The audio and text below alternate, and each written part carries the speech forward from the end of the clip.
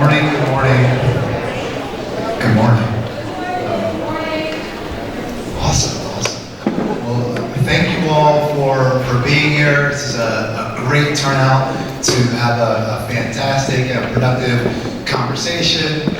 Happy Friday. I hope everyone has fantastic plans. I've been hearing all week that if you do have plans, if you want them to not involve rain, Saturday is the day to do that.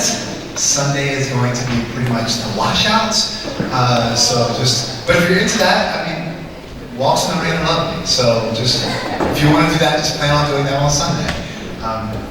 Thank you all again for being here. I see so many faculty and staff. This is a really collaborative effort, put together. A lot of people whose names are up here, and you can read those individuals and individuals who are out in the audience. Thank you to our board. We have some board members. For those of you who did not see them this morning, Trustee Weiss, Trustee Sabrone have joined us today just in support and to hear the conversation. It's important that our trustees are involved in what's going on in the college and they know of our opportunities and our challenges, because one of their primary roles is to be able to advocate for us. So thank you to both of you for taking time out of your day for being here on a Friday morning.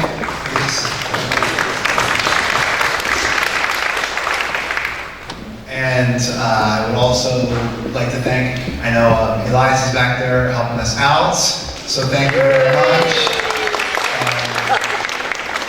And I won't individually name all the individuals up here, but I'm very thankful to everyone up here, and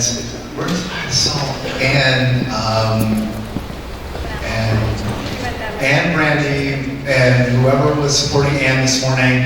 Thank you very much. Really appreciate it. Your efforts to get this off the ground are, as you're bringing tables down. So I don't have a place to sit, so thank you very much. I know I probably missed people, and if I did, please know it was a misstep of the mind and not a misstep of the heart. I'm extremely thankful for everyone who has dedicated time to make this happen today. So, as we look through our journey, and I just want to share this with you. So we're having a presentation for myself, our VP, Interim VP of Academic Affairs, and our VP of Academic Student Affairs. And that's going to take us probably to maybe 10:45-ish, 10:50, and then we'll take any burning questions that folks have in regards to what we share. After that, we're going to have the panel Q&A, and you see the members who are going to be present for that. That will last for approximately an hour.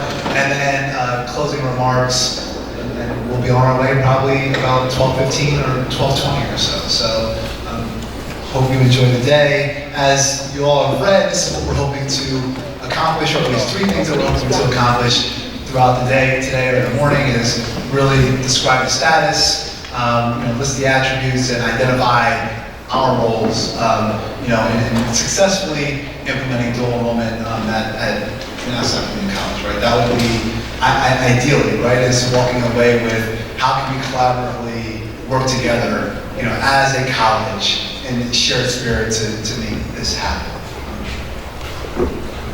So, I am going to provide current context and need, and looking at some data points here. So our new Nassau Community College students with credits from dual enrollment experience. So these are data in regards to from fall 2014 to fall 2018. We looked at first time and transfer students who came to us with dual enrollment credit. Right? So that's what we're looking at right now. So between those years, fall 2014, fall 2018, we had 1,138 first-time students. They came to the college with dual enrollment credit. Per year, it went from about 202, right, at the low to 248 at the high. So each fall, looking at more than 200 students coming in with dual enrollment credit. So this, to remind us, we're also having this conversation because right now we're not actively engaged in dual enrollment. So just to contextualize this and to be very clear, these students are earning these credits by virtue of dual enrollment after high school being engaged with other institutions of higher education. Okay, not Nassau Community College and the dual enrollment concept, right? So 6.4% of the first-time in college students are coming in with prior credits. That's the average throughout these years. And transfer, you can see it's was 406 students in the last several years, approximately 72 to 85 students per year, and then about 8.8% are coming in with prior credit. So again, this is kind of laying the framework. The college and the universities, right? We know that we're institution rich in this area. So who are, or where are, the colleges and universities that are offering these dual enrollment opportunities, that are partnering with our high schools, right? And they're into the top 5. So LIU Post, Lloyd College, you can read the backside, 10 out of 3 PowerPoint slides, but just in case it's not getting back there. Adelphi, St. John's University, Farmingdale State College. Those are the individuals who are currently involved in dual enrollment. They're currently working with the school districts in Nassau County and providing these opportunities so that the students here on your left can come to our college with all of these earned credits prior to their admission, prior to their first semester with us. Just in fall of 2019, just this fall, we as a college, and I'll say I, because I say the I after the we, but because it comes directly to me, have received 2 requests for SUNY schools to offer dual enrollment courses in our high schools. And just a little context for this is essentially there's what's called a service area agreement. So one of the beautiful pieces about this is that we have this huge opportunity to really work solely with the students and the high schools in Nassau County. So anytime another SUNY school wants to offer a dual enrollment opportunity for a Nassau County high school, they have to ask. They have to say, hi, Nassau, we would like to offer this dual enrollment opportunity within your county. Are you okay with that? I don't know. It's kind of a rhetorical question, but something to think about, right? So, because we haven't been involved in dual enrollment, and we didn't want students to, and since I wasn't here, but my assumption is the context, we didn't want students to suffer from such an opportunity. Throughout the past years, we've been saying yes. So we have other SUNY schools. So most of these 5 are not SUNY schools, they're privates, right? But we also have SUNY schools that are offering dual enrollment in Nassau County. Right? Again, illustrating the opportunity for us to be the purveyor of that educational opportunity. I don't need to share much about Suffolk, right? We all know that that's kind of a, we're Nassau, we're Suffolk. There's things going on there, right? I look forward to the day where we're collaborating and seeing, our goal is to see how many students on Long Island that we can educate together. I think there's a lot of opportunity to get to that place. So I will quickly transition.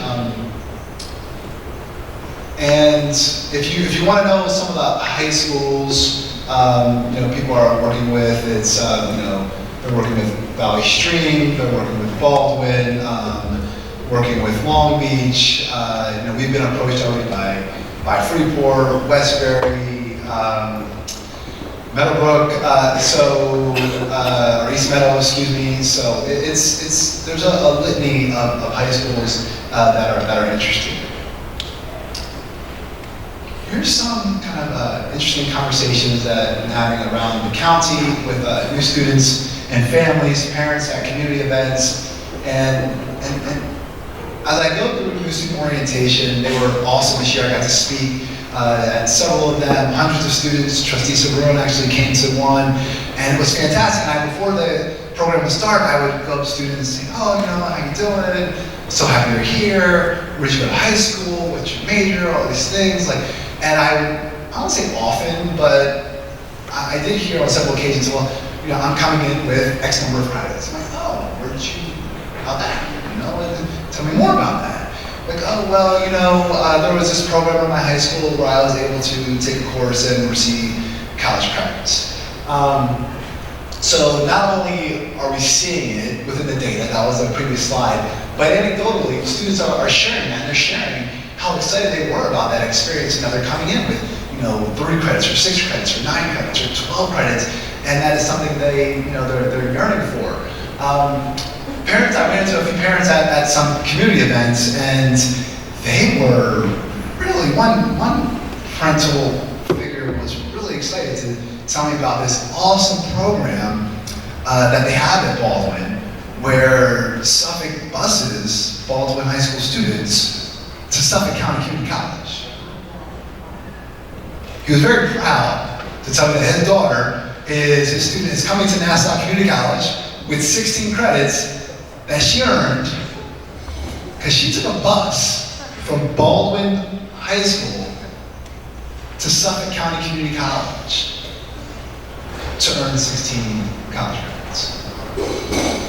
Now that is not the type of dual enrollment opportunity that we're going to speak with you about today. There's different variations of dual enrollment. However, I share that to illustrate the point that the opportunity is there, and other institutions of higher education are capitalizing on the desire for this opportunity to occur. I have other stories, but I don't want to belabor it, and I know that Dr. Collins, VP Kazan, have a lot to share. So, I mentioned this before, high schools, Baldwin, Mineola, Freeport, East Meadow, Uniondale are just a few. And this is really an educational imperative. Shared some data and some anecdotes and identified, and you can find, and I'm a big proponent of intellectual curiosity and scholarship, so I'm not going to stand here and say every article you find on one topic, throw at any topic, is going to be in one direction. However, I will say that there are proponents of dual enrollment. It is highly researched, and this is just some snapshots from one article from American Institute for Research, which looked at a period and 81% of early college students were enrolled in college, compared with 72% of the comparison students. So it's helping out educational access, and then it's also looking at, so during the study period, 25% of early college students earned a college degree, typically an associate's degree, as compared with only 5% of the students, right? So this is an entree to education. It's supporting educational access. It's also supporting completion, and it's also addressing equity and achievement gaps, right?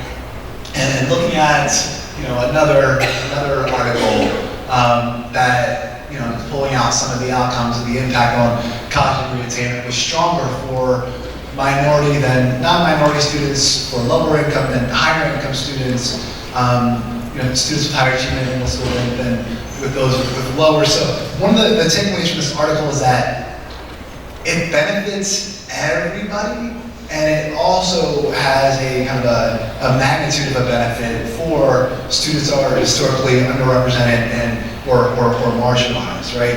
And if we have looked at our data, which I know a lot of us have, we know that there are opportunities in regards to achievement and equity gaps and closing those. So it's another reason why this is such an imperative for us to pursue. In regards to some additional information, and I believe this is one of my last slides. So there are 30 community colleges in the SUNY system. 30 community colleges that are SUNY affiliated out of 64 campuses.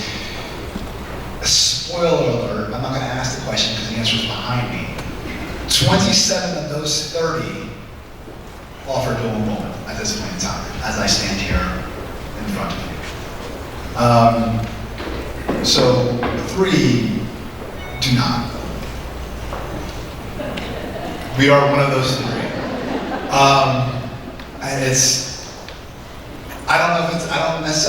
I would share that it's not a one of thing category that we want to be in. I think there's a lot of groundwork that has been laid for this, and there's a lot of opportunity for us to pursue dual enrollment in a a really effective, engaging way that has massive positive outcomes. In fall of 2018, we had students entering 2,527 prior credits into enrollment. That's out there, right? And I share this to kind of, I know some of the thoughts of, wow, if we offered enrollment, they're not going to take classes here. Like, if we just give it in high school the opportunity, then wait a minute, the things we offer here, we're going to have less of that, right? Because they're already, here's the thing, everybody, they're doing it.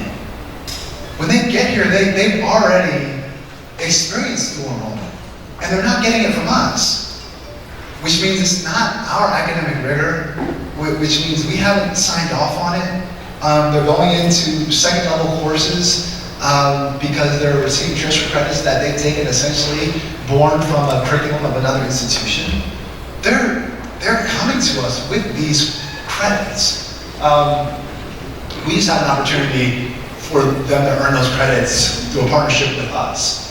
On average, of the 27 that we're offering it back to the community colleges, it was a 560 average of FTE throughout the course of the year. So 560 FTE is what the equivalent, and the average was $1.6 million in additional aid. Right? That's on average for the 27 that we're offering. So there's also the institutional opportunity in regards to the financial component of it. And we didn't dig that deeply into it, well we did, but we're not sharing today in regards to what would that mean in dollars and cents specifically for Nassau Community College, because really that is, while that's there, the driver here should be the educational component, right? The equity component, the component that we have students in our county that are deserving of this opportunity, and we should be the ones providing it for them and to them.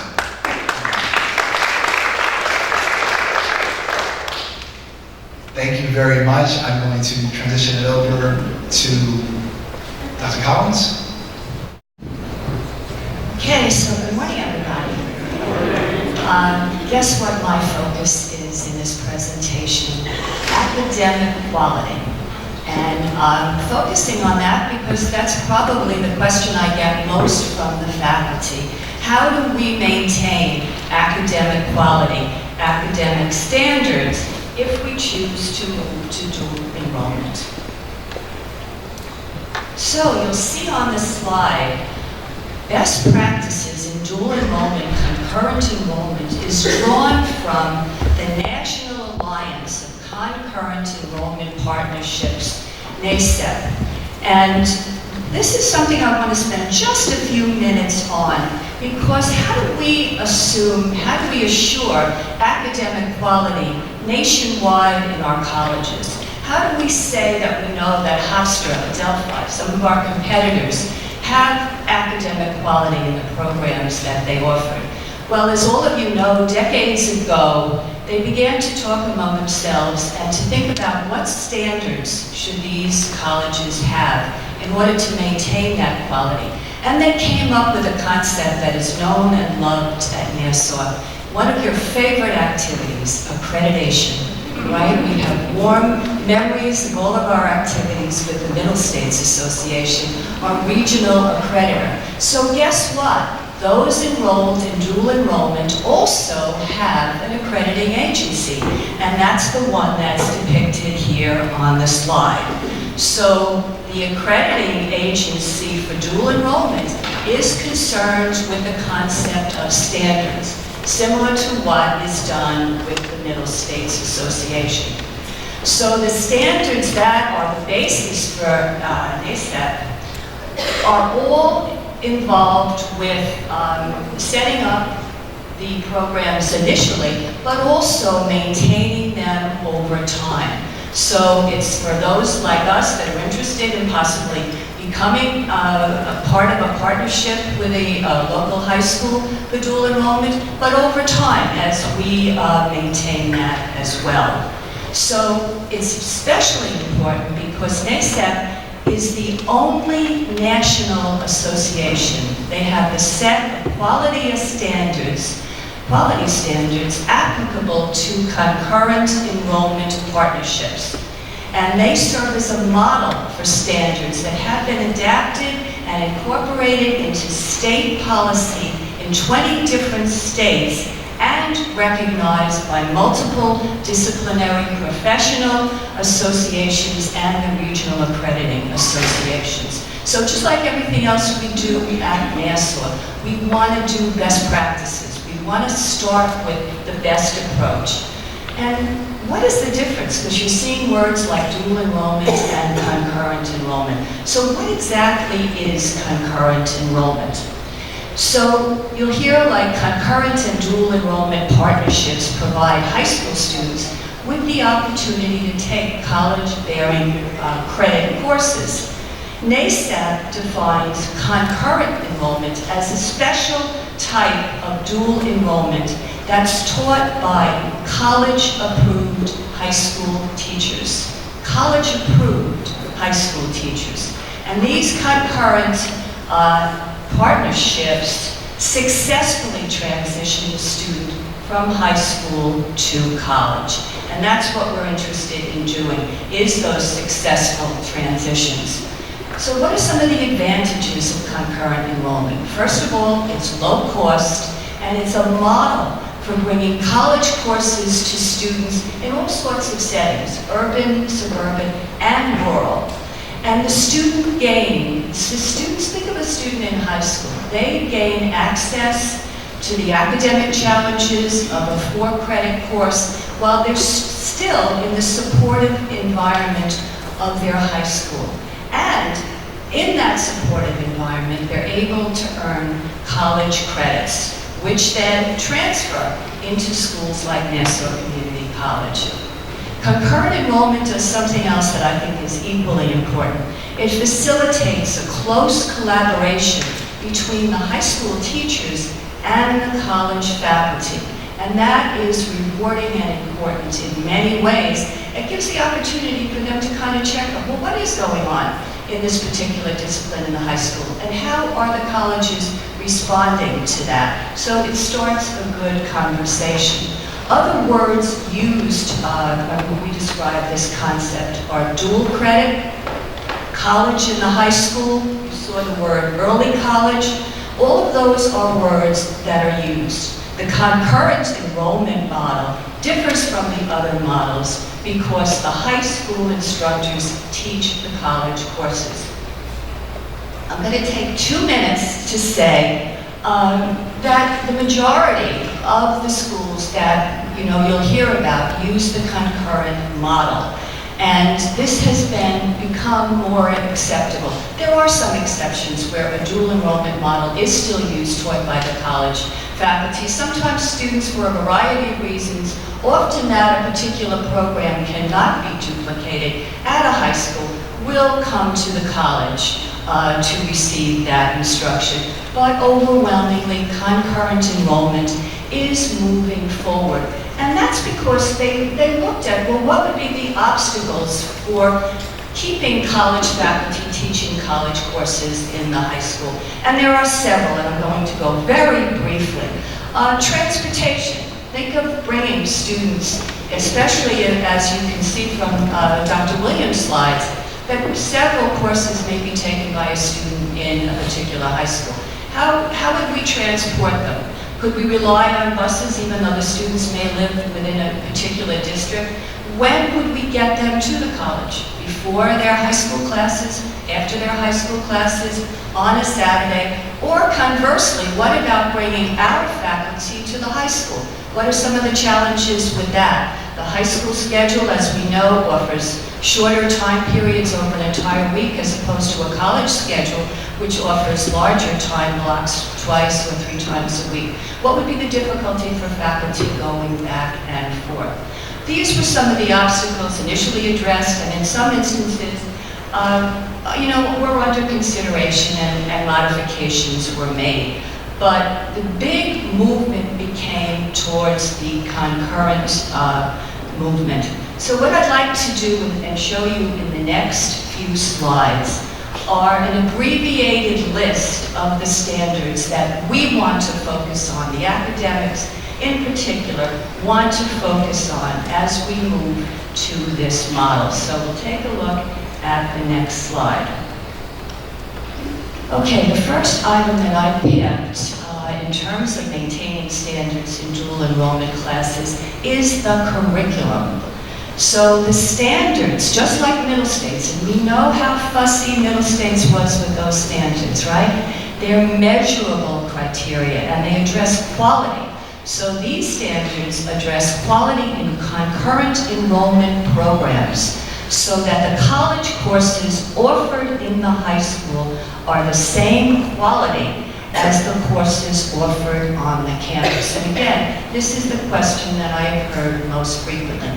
This is important to the best practices in the accreditor in this field. This is important to you in the audience as a faculty member. And most importantly, it's important to the college because we only want what is appropriate and good for our students. Okay, the next slide addresses the other major issue. So maintaining academic standards in dual enrollment classes in terms of qualifications. So secondary teachers charged with college level instruction should hold qualifications equivalent to those instructors hired to teach the course at Nassau Community College.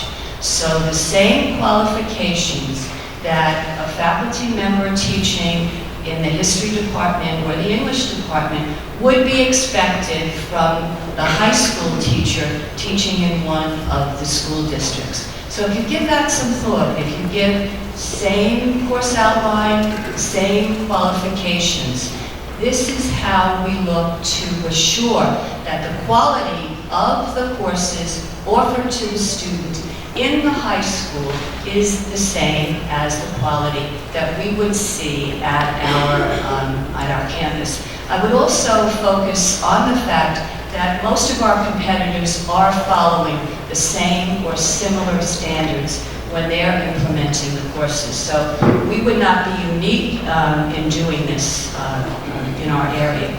So how are we going to make all of this happen? Should we look to become part of these partnerships? The next two slides talk about the process. What would we do to make this possible? So, maintaining academic standards in dual enrollment classes, the process. So once the school district and the college agree on a course to be offered, and Maria will discuss this a little bit in her presentation, which follows, the NCC chair or faculty designate will meet with the high school department chair to review the CV of the identified high school faculty to finalize the qualified faculty member. So in this initial meeting, let's say that East Meadow decided they would like Nassau to offer a history course. So there'll be an initial meeting, perhaps with an assistant principal at East Meadow and our representative from the college, and they'll discuss, well, what courses would you like offered? And they'll decide they want an American history course. So one of the first things that would happen then, that we would come to our chair of the history department at Nassau Community College, or it could be the English department if they want an English course, or another department, and speak with that chair. The chair would get the course outline. We would hope for, a time set aside early on, and it could be an in-person meeting. Eventually, they can do this on the phone. They could be doing this, with emails back and forth and so forth, to discuss those two things. The course outline offered at Nassau is the course outline that is taught in the high school. And the faculty member at the high school has the same qualification as the faculty member teaching the course at Nassau. Again, this type of an approach is going to assure that academic quality. Okay, and another slide that looks at an important part of the process. Okay, so we want to look at a very important part of the process. So how do we work this out within our system at Nassau Community College? So the college will enter into a memorandum of agreement with the NCCFT addressing compensation for the additional duties of the chair or the faculty designee arising from the school district-based dual enrollment program. And that would be done at a future point. We have not reached this point yet, but we recognize that this is an important part of the process that would need to occur. So we're starting off with this thought of basing our thoughts on best practices across the country by an accreditor that is over 20 years of experience with concurrent enrollment. We're looking at that as important. We're looking at working in the appropriate manner with our union representatives, and we're looking at connecting the two chairs from the high school and from the college to assure that academic quality. Several things about the NASEP organization really impressed me. Two beliefs that they have, two things they consider part of what is important to them. And the first one was mentioned by Dr. Williams, and it is important to this organization as well. And so they believe that high school students who demonstrate readiness should have access to college courses, and this is an equity issue. So a student in a high school who may not ordinarily consider themselves as college material, perhaps for a variety of reasons, maybe mainly socioeconomic, other reasons as well, has the opportunity in high school, an opportunity that they would not ordinarily have. That is going to influence them going forward. And the second reason, also very important, I think, from the perspective of the college, is that NASEP believes that rigorous standards ensure program quality. We as an institution want our brand, our name, associated with only the best, and that means academic quality. Thank you.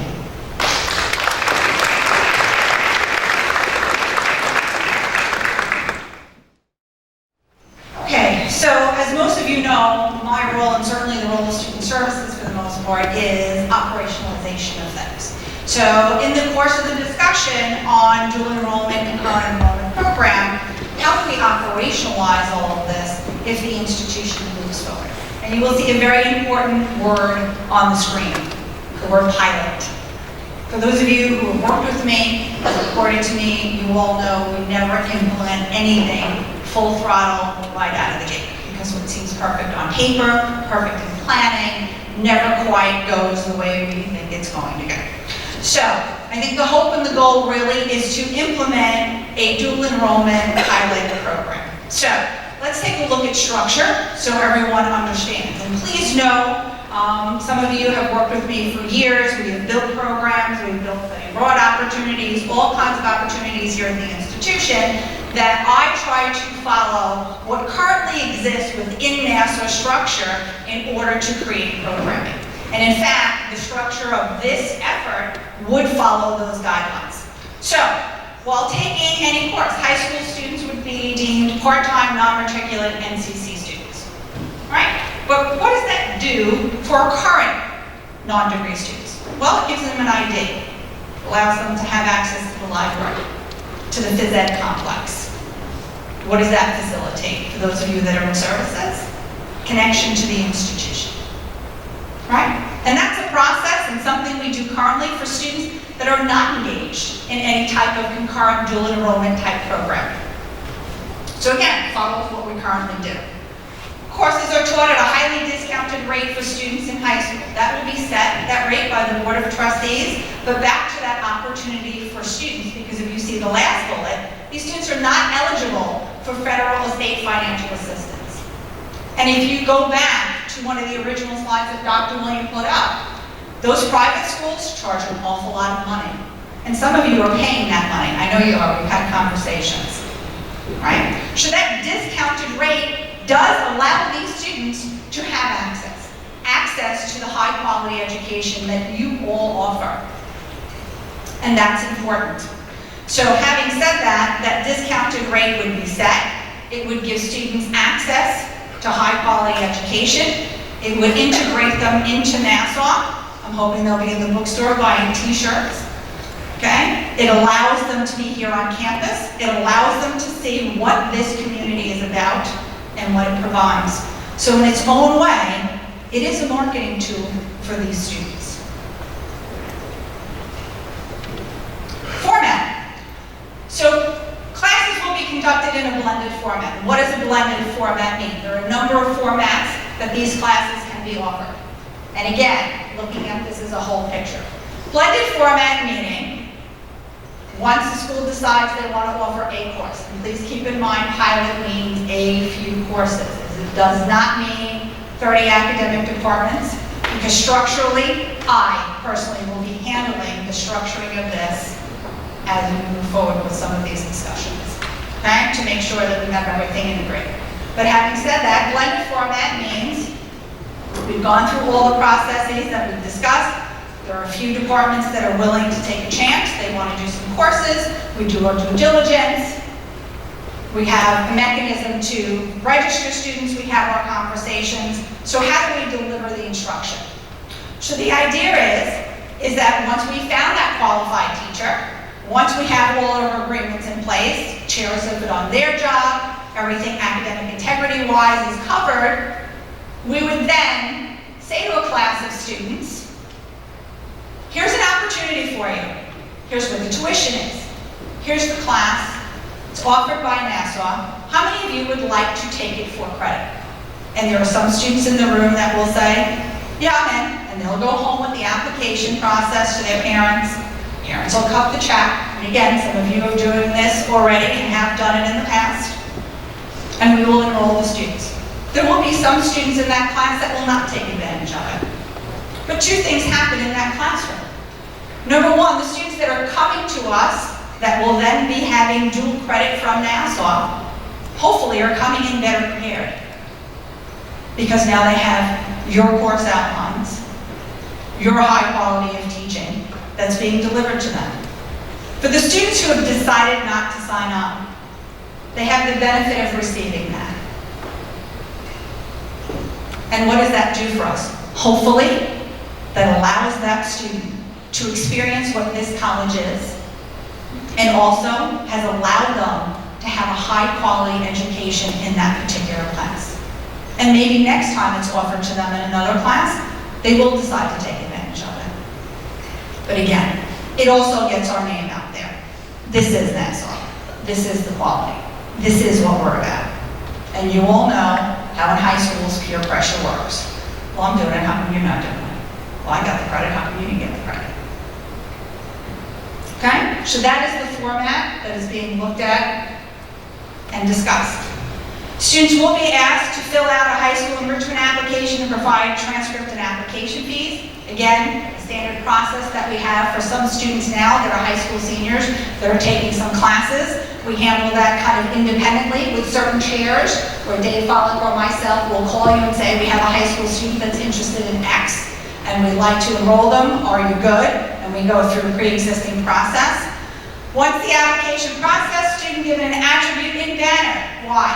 Because we function on a lot of attributes in Banner. That allows us to track, run data, allows John's office to really see how these students are doing. Why? Because we're all about need states, all about assessment. So we would be able to track. Well, Nassau's dual enrollment student versus LIU, versus Hofstra, versus Adelphi, versus all of those schools. Well, how are they doing?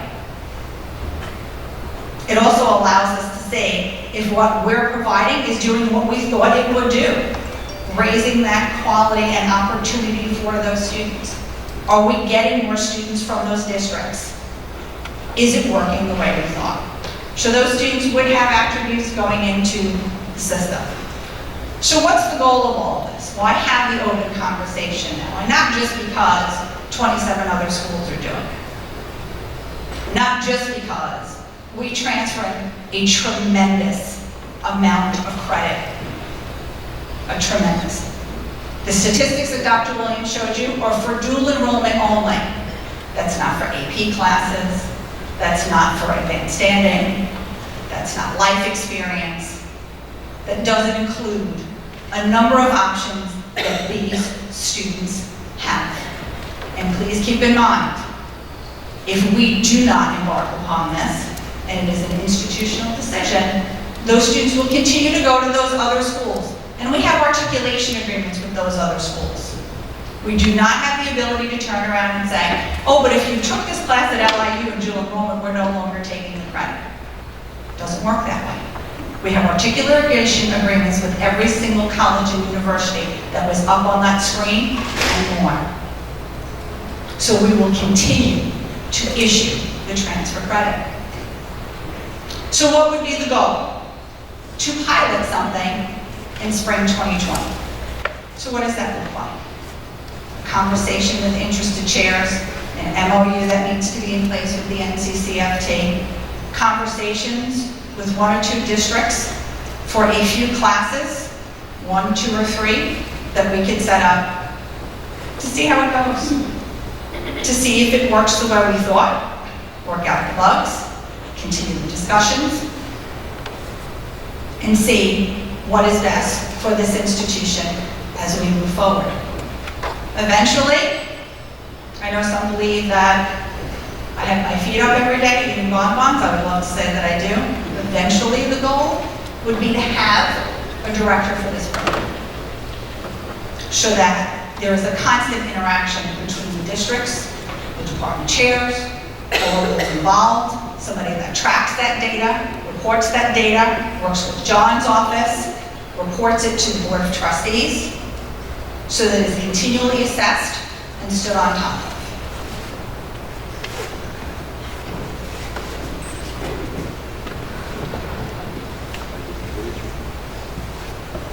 Questions before we get to panel?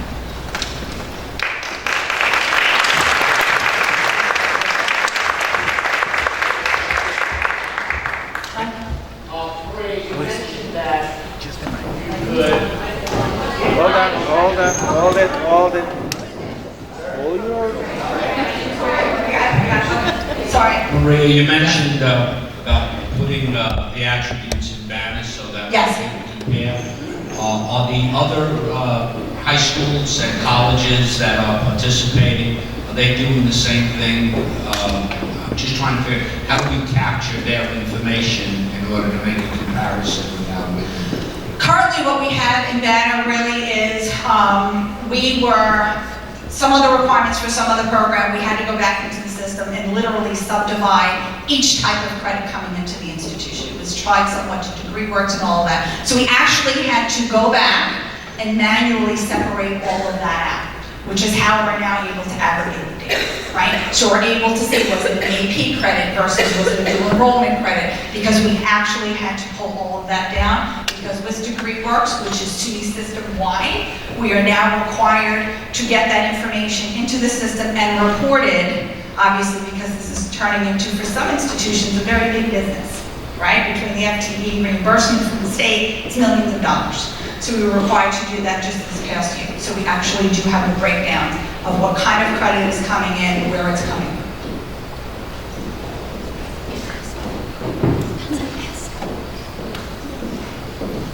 Hi, Stu.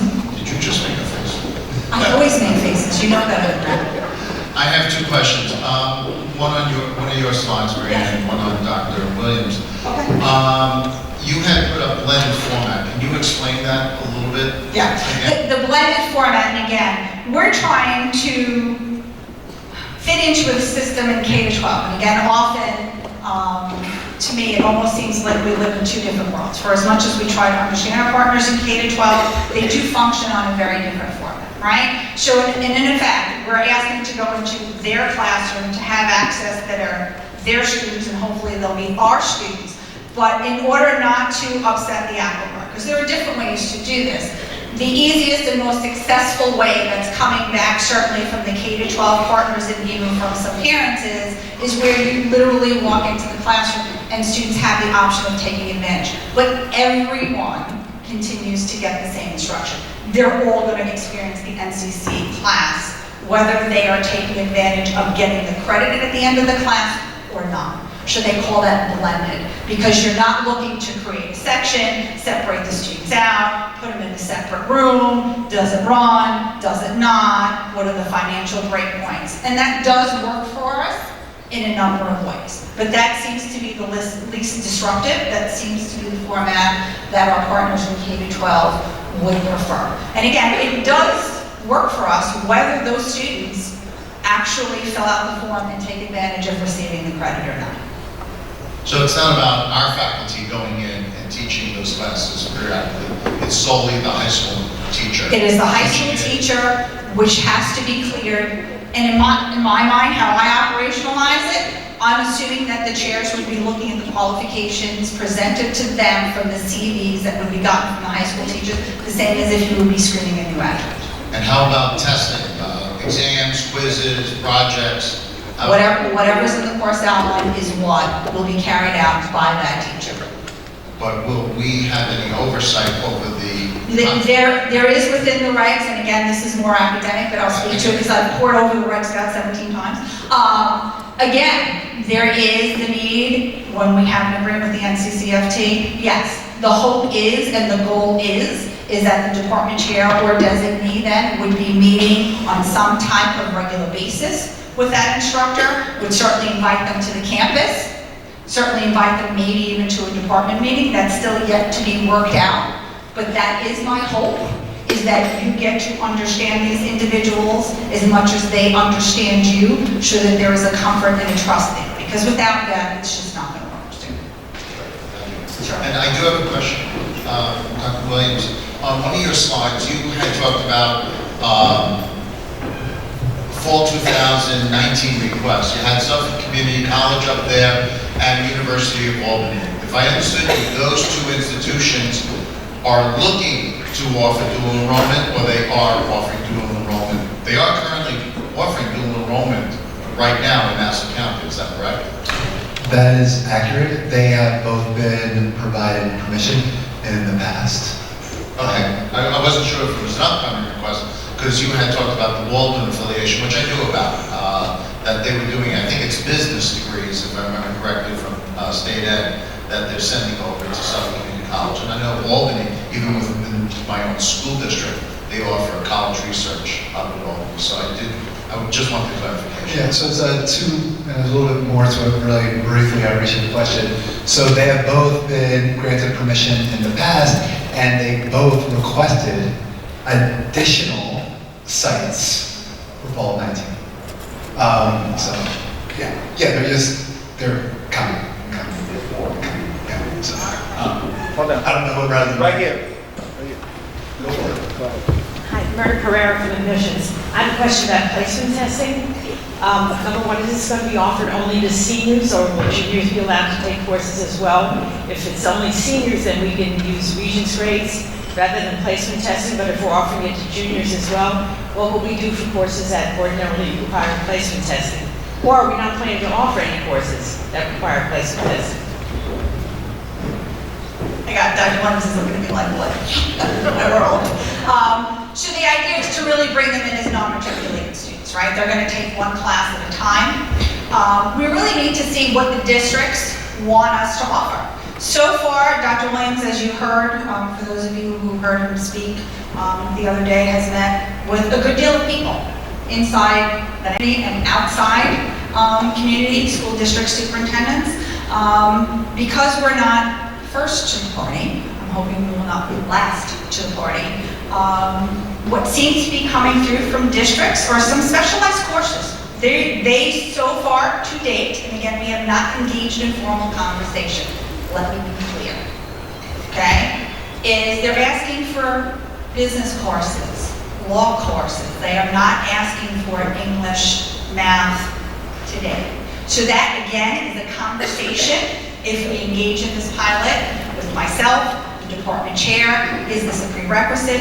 Is it not? And please understand, a lot of our K-12 partners aren't paying attention to that, and they don't understand that, right? All they say is, well, we would like this course. And if you come back and you just say no, because we're not engaged in the conversation. And I do think there's a learning opportunity there. I think there's a learning opportunity on both sides for us to understand K-12 a little bit more and what they're going through, and certainly for them to understand us and what we do here. I don't know that they understand that model. But again, that's going to be based on discussion with the department chairs, with the department heads in the high schools.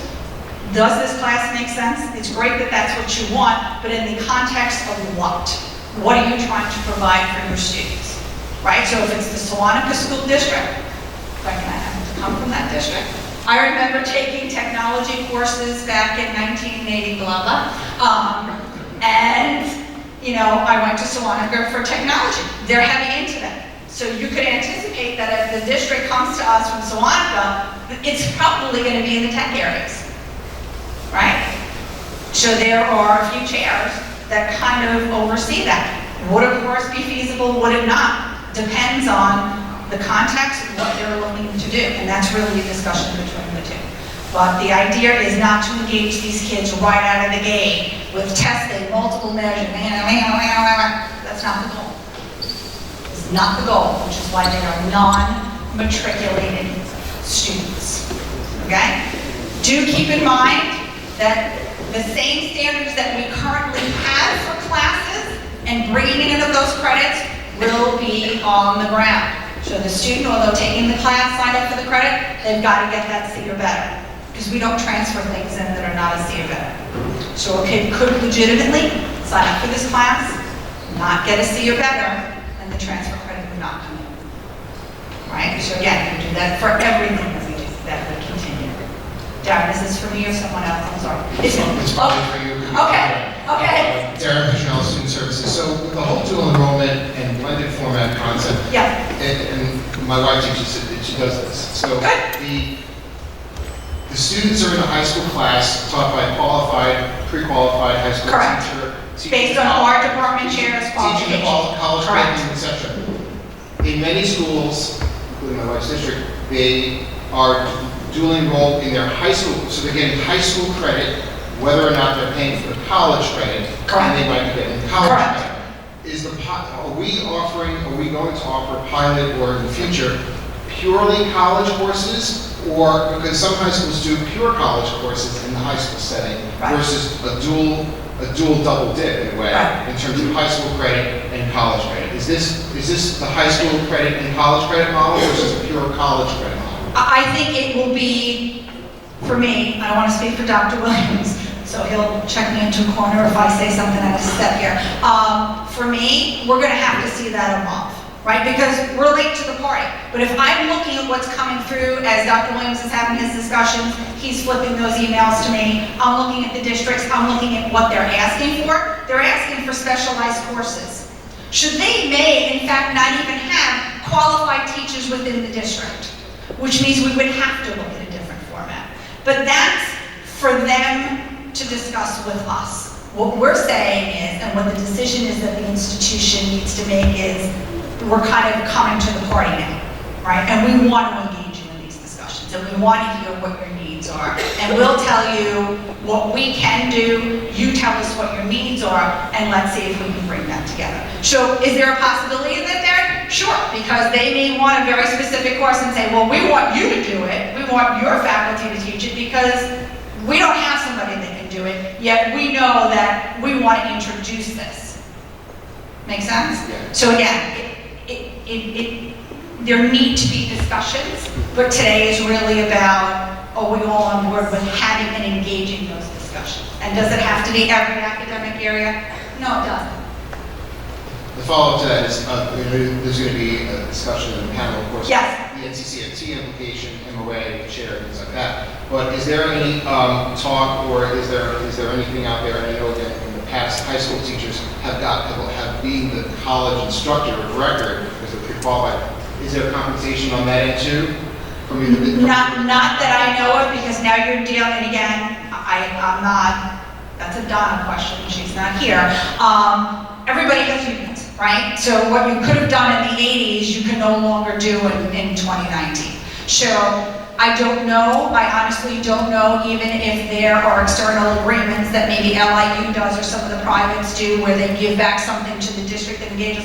I have no knowledge of that. I don't know.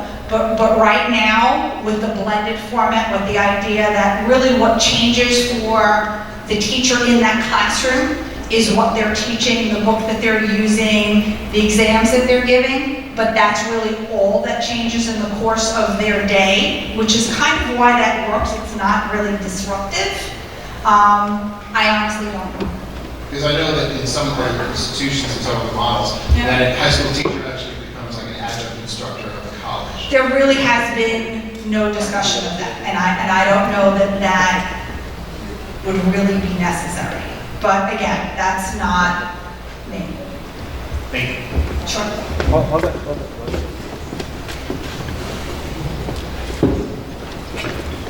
Jason Gorman Hart.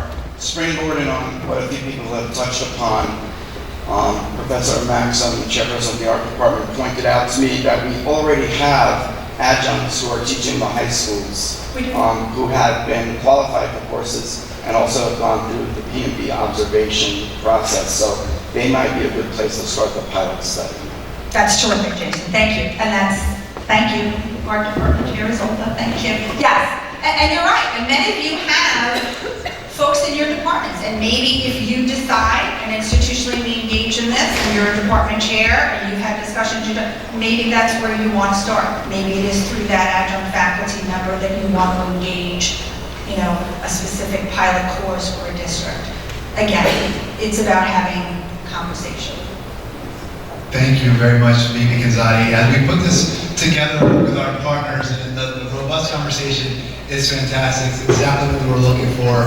We also want to be mindful of who fills the room, and we realize that you heard from 3 administrators, and we've been, very conscientious of how we were going to engage people in this conversation today. So while I know there are several more questions, please know the conversation is not closed. We're just going to transition to our next phase.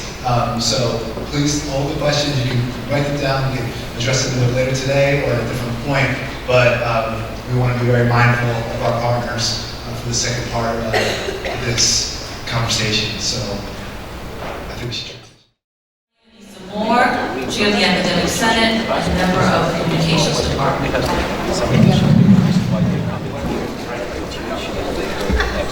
Frank Crescenda, President of the NCCFT, member of the Engineering, Physics, Technology. Stephen Crompier, President of the AFA, member of the Marketing, Retailing, Fashion, and Interior Design. So we're here, we can answer additional questions that you may have that are related to our areas of specialty. And then if you have additional questions that are either Dr. Williams, Valerie, Maria, then again, they can answer those questions for you.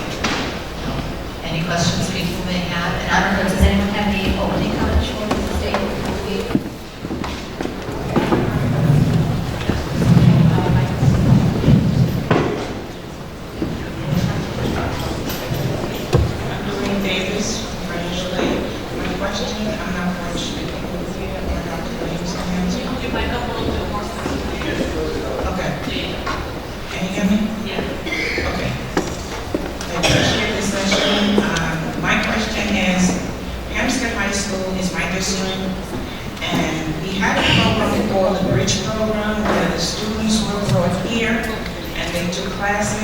One of the courses that they took was NCC Experience. I don't remember what it was called back then, but that was teamed up with a business course, and that was their experience. I'm not quite sure if that course is still there. The student did not pay the tuition. The actual district was billed those courses, and those credits were used as transfer credits to any college that the student choose to attend. Do we still have a partnership? And I know Hampstead High School do get bused to Farmingdale on a Saturday morning because some of the programs that they do. the top straight Saturday morning because again, the logistics of getting them here, busing. Once they actually had to provide a limousine because the bus didn't work. But so, I'm just saying that they are and they have been. I'm not quite sure what, have anyone met with the district and MSPED and what are they? I'm going to suggest that Dr. Williams answer that question. What plans do they have? Really brief, we do have partnerships with MSPED. I know that Vicky Kanzati knows more about them at this point in time than I do, so we can kind of get with her afterwards. But yeah, so thank you for the question.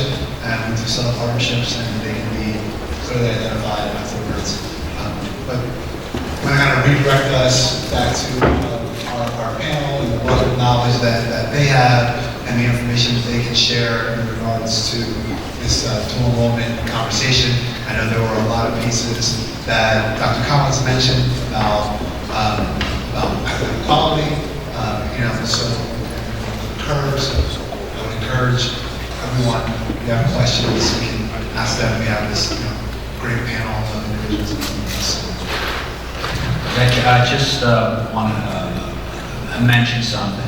There are a lot of initiatives on this campus, both at the planning stage, operational, discontinued.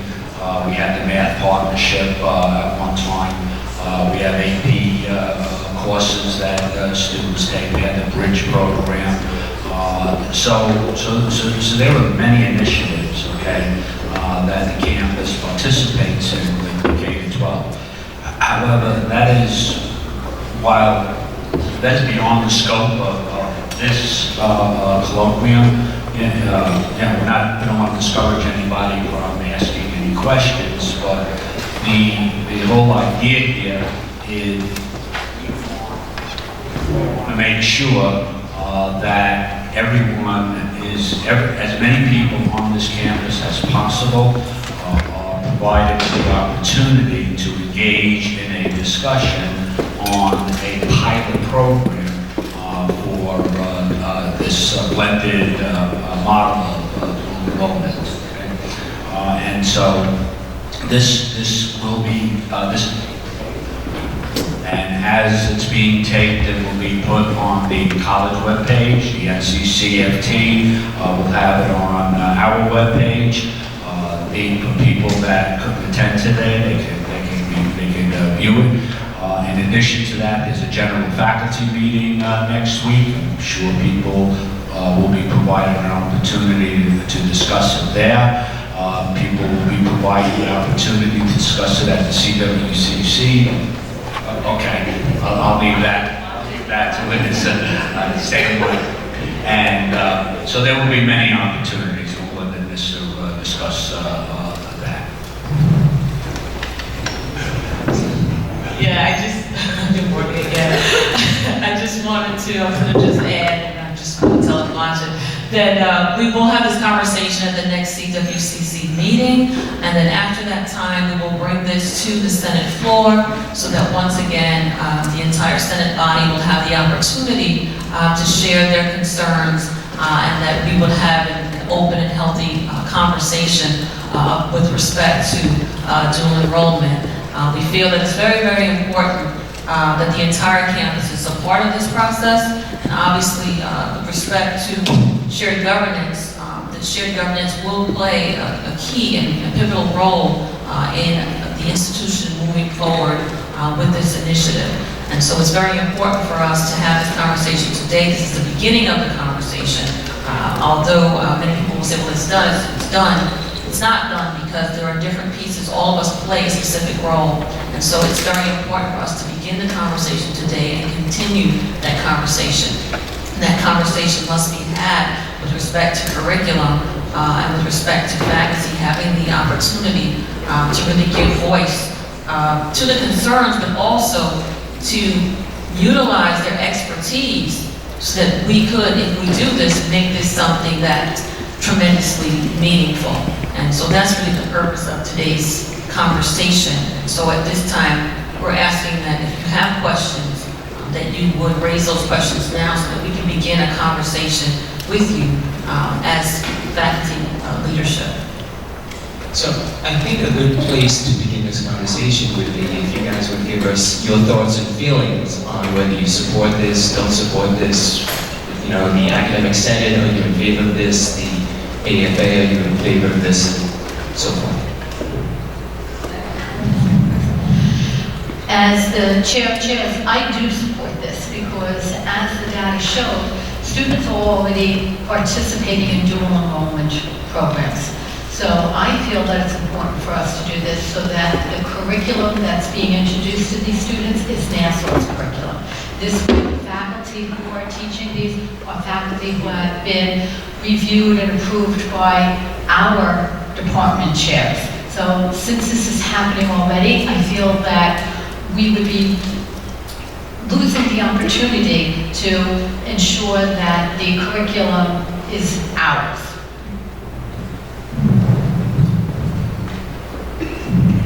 So I have lots of questions. I'll say that on behalf of the Academic Senate, yes, we do support a pilot, but having said that, it's important for us to first have a sense of the body before we make an official statement regarding that support. And also, as a Senate body, we need to define and really establish the boundaries in which we would move forward with some type of effort. And so there are a lot of questions. One, in times past, historically, academic departments have been asked by the institution to move forward with certain types of initiatives. However, the support for those academic departments has not always been there.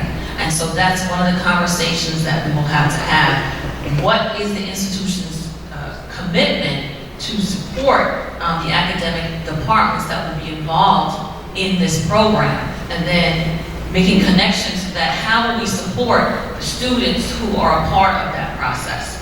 Also, how will we assess the process itself? It's so very important that we be a part of the assessment process. I haven't heard the word assessment so far, although we talked about evaluation. Will the assessment committee be a part of that process?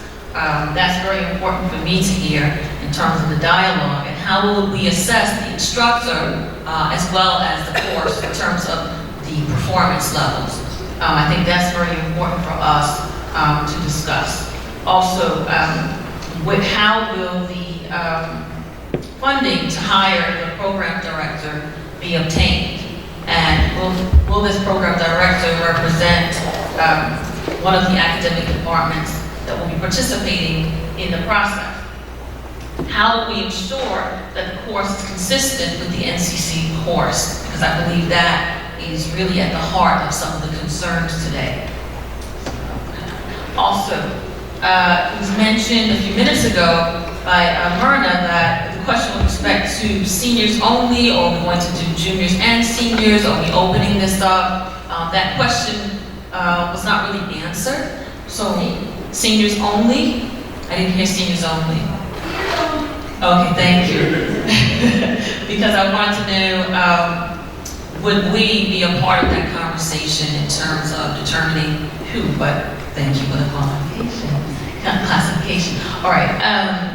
Also, I think it's still important for us that we need to identify the research for best practices with respect to how K-12 collaborates with other colleges. I think we still need to have that conversation as a faculty, along with members of the administration, so that we can once again ensure the best practice, and then obviously add our NCC experience to really enhance the offering of courses.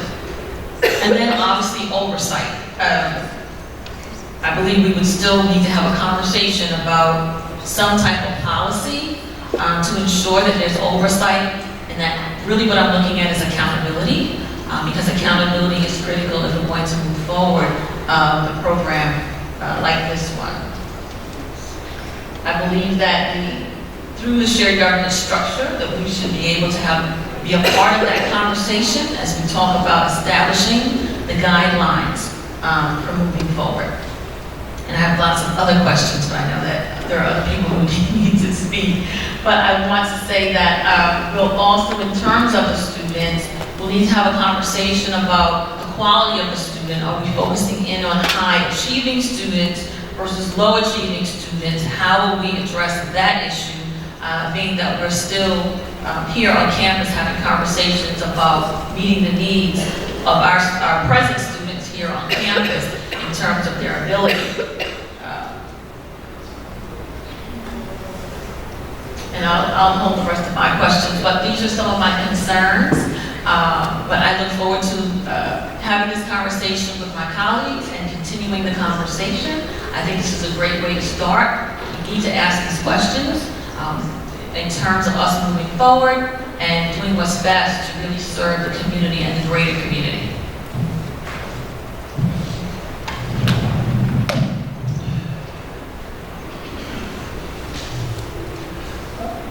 As president of the AFA, and make no mistake about it, we are a union. And our role, primary role here, is to serve and protect our members. And by extension, to serve and protect the integrity of the programs here at Nassau Community College, because that does that. And to do good things for students, because that also serves and protects our members. With that said, the conversation started at our full membership meeting 2 weeks ago regarding dual enrollment. Actually, it didn't start there. It started in the hallways and the offices that our adjuncts frequent before and after their class. It morphed into our full membership meeting. Concerns and issues were brought up. And then we had a department representative meeting last week, and the same thing happened. We brought those concerns and issues to the administration, and we see many of those being addressed in the presentation today. And that's what the presentation today is and should be all about. What's being brought to us is a proposal at this point. The administration is asking for input. We are giving them that input. They will use that input to further shape what will turn into a pilot program. That pilot program will ultimately turn into a proposal let me put it this way, a proposal will be tested in the pilot program. That's when I will make up my mind as to whether or not this is a good thing or not. Just got finished looking at the submissions for the Chancellor's Awards for Excellence in Adjunct Teaching. I also went over and viewed the nominations for those awards. Just reading those, I understand who we are and what we do. Not only adjuncts, but the full-timers who teach here who are adjuncts, and the full-timers who teach here who are not adjuncts, and everybody else on this campus. Particularly for the newer hires and the young ones. And so many of them were nominated for these awards of excellence. It's my job, it's my priority to make sure that their positions are protected. It's my job to make sure that high school teachers, because of what they're going to be doing, if this program is approved, does not take those jobs or some of those jobs away. So that's my perspective. Thank you.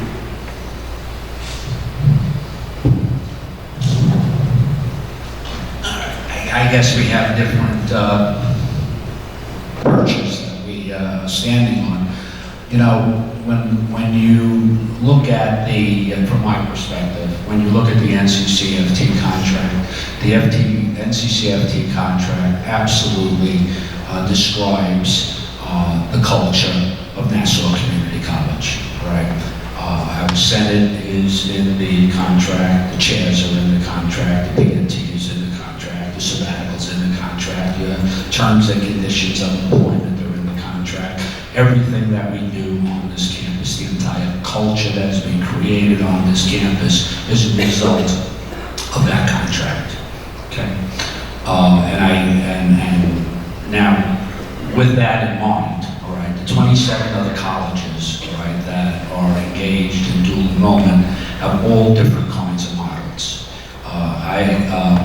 Last year, I went to 2 different community college council meetings with the union presidents of many other community colleges, and I put on the agenda the dual enrollment to find out, what these other community colleges are doing.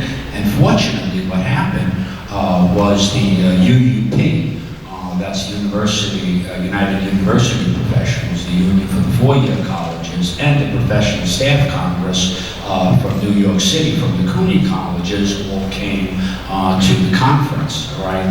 And dual enrollment across the system, there is absolutely no rhyme or reason to how these different programs are put together. And they're all put together based on, it seems, the culture that have been established at the various colleges. Now, our culture here at Nassau Community College is embedded in the idea of shared governance, okay? Now, I know different people have different interpretations, okay, what shared governance means, okay?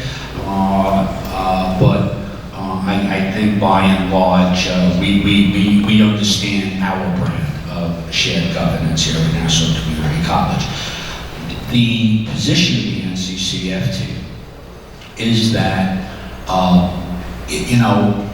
when it comes to jobs, okay, so if we were going to offer a course at a high school, and I'm going to look at it and say, well, there goes an NCCFT job, all right? That's only one section, okay? So they taught, I don't know, to pick on Kathy, but English 101, at a high school. Whatever amount of students in that blended format would be in, if it qualified to be a whole section of a class, I could take the position, that's an NCCFT class, okay? However, if we can get one of those students to come to Nassau Community College and they are successful students, we get another 61 credits out of that student, all right, when they get here. That's a lot more credits, that's a lot more sections, a lot more jobs for everybody, okay? So, from a union point of view, looking at jobs, I think, you pay a little up front and you get a lot in return, okay? So that's strictly a jobs perspective, okay? But this goes way beyond just jobs, okay? Like I said, my job as president of the NCCFT is to ensure that our contract is, the terms and conditions of our contract are recognized and adhered to. That's it, okay? I'm not concerned about jobs in the sense that we all have jobs, and I will always advocate for more full-time lines, okay? Nobody's going to lose a job as a result of dual enrollment in the NCCFT. But what we are going to do is we are going to make sure, okay, that this pilot program, okay, is conducted in such a way that the conversations that Anissa is talking about, whether they're in this room, or if the conversations are at the general faculty meeting, or an AFA meeting, or a chairs meeting, or the CWCC, or the Senate, we're going to get a lot of ideas from all of this, okay? And some of the ideas are going to be very good ideas, some of the ideas are going to not be good ideas.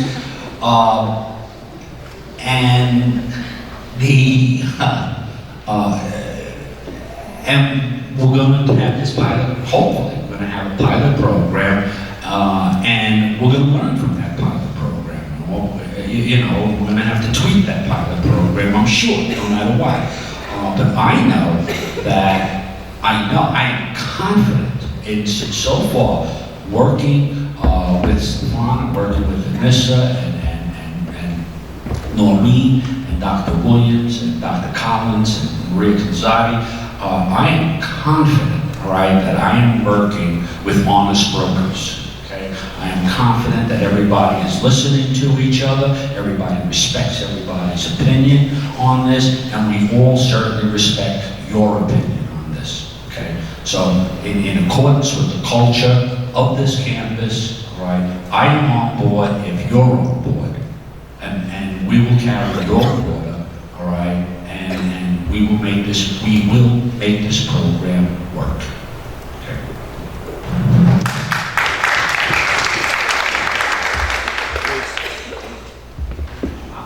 I don't know who's going to call on people. I would rather not be the identifier. It was handed over to me by Rich Drummond, so thank you. I'll take the next question. My question comes from, first let me start off with my assumption. My assumption is, certainly for psychology department, which I teach, that the most qualified person in the high school is probably going to be teaching the AP psychology course. So if I can work off of that assumption, my next question is, are there any regulations that would prohibit an AP course as also functioning as a dual enrollment course for our institution? Our understanding is yes, Maria Canzati would be able to give more information on that.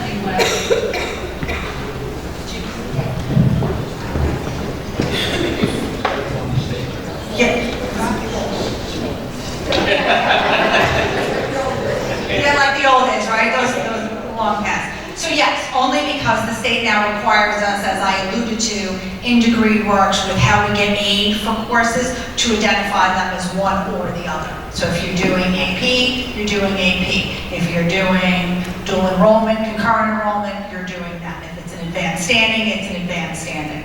So they would consider that double dipping. So you already have some of that, but it doesn't manifest itself on the community college side, where what Darren had mentioned, where the student is not only getting dual credit that can be brought back to the college or university setting, but they're also getting credit for their high schools. So there is already, but again, it's not fully on the college side.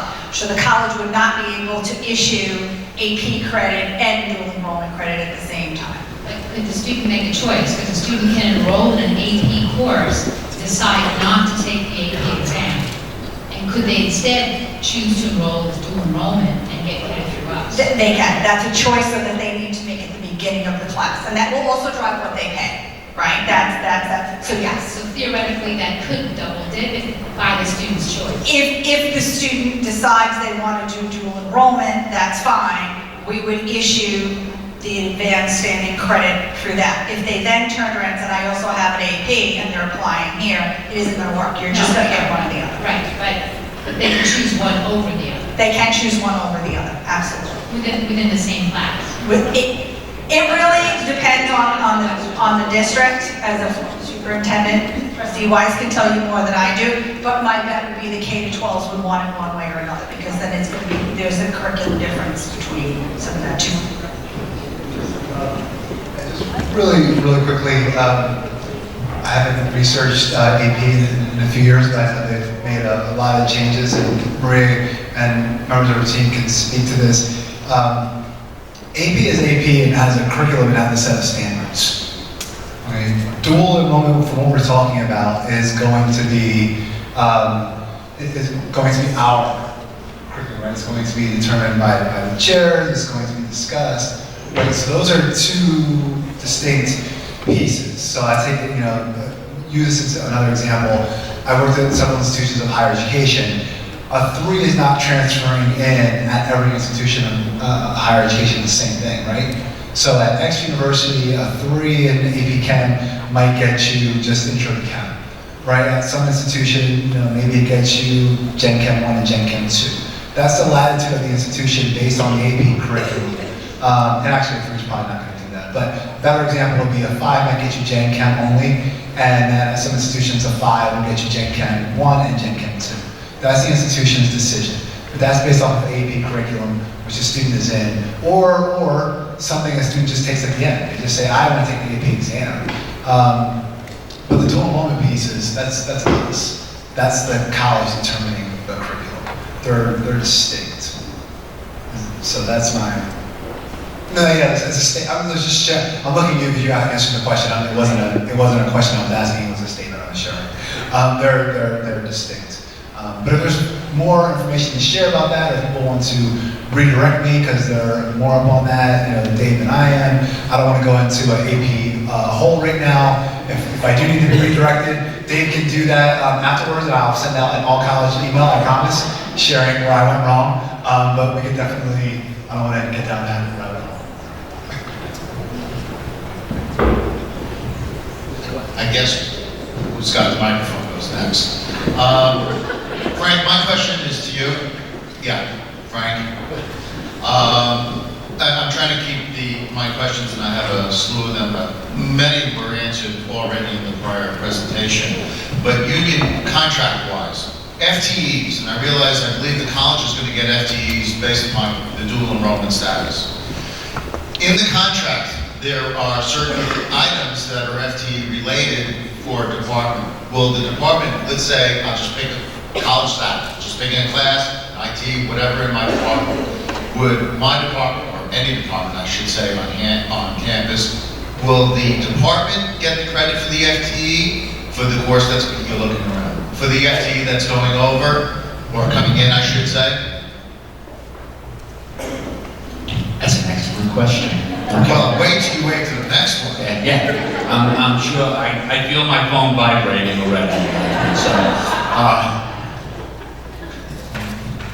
this is why we're having this open conversation and the open forums, okay? Because I don't know what I don't know, right? So when you start asking these questions, all right, this goes into my negotiations with the administration as to how different departments are compensated for these initiatives. So I do have it on my list, okay? It's in the negotiations package, okay? I'm sure that what the negotiations might be is while the chair gets the FTE money, if that or gets the FTE credit for it, then the college will probably want a percentage of the chair stipend to recover the cost. But we'll negotiate that. Now I'm afraid to ask the next question. Anissa had mentioned something about support. And again, it's probably coming back more to the unions. This campus, the herds are being thinned out. We have less people doing more work. I got a department, a large department to run.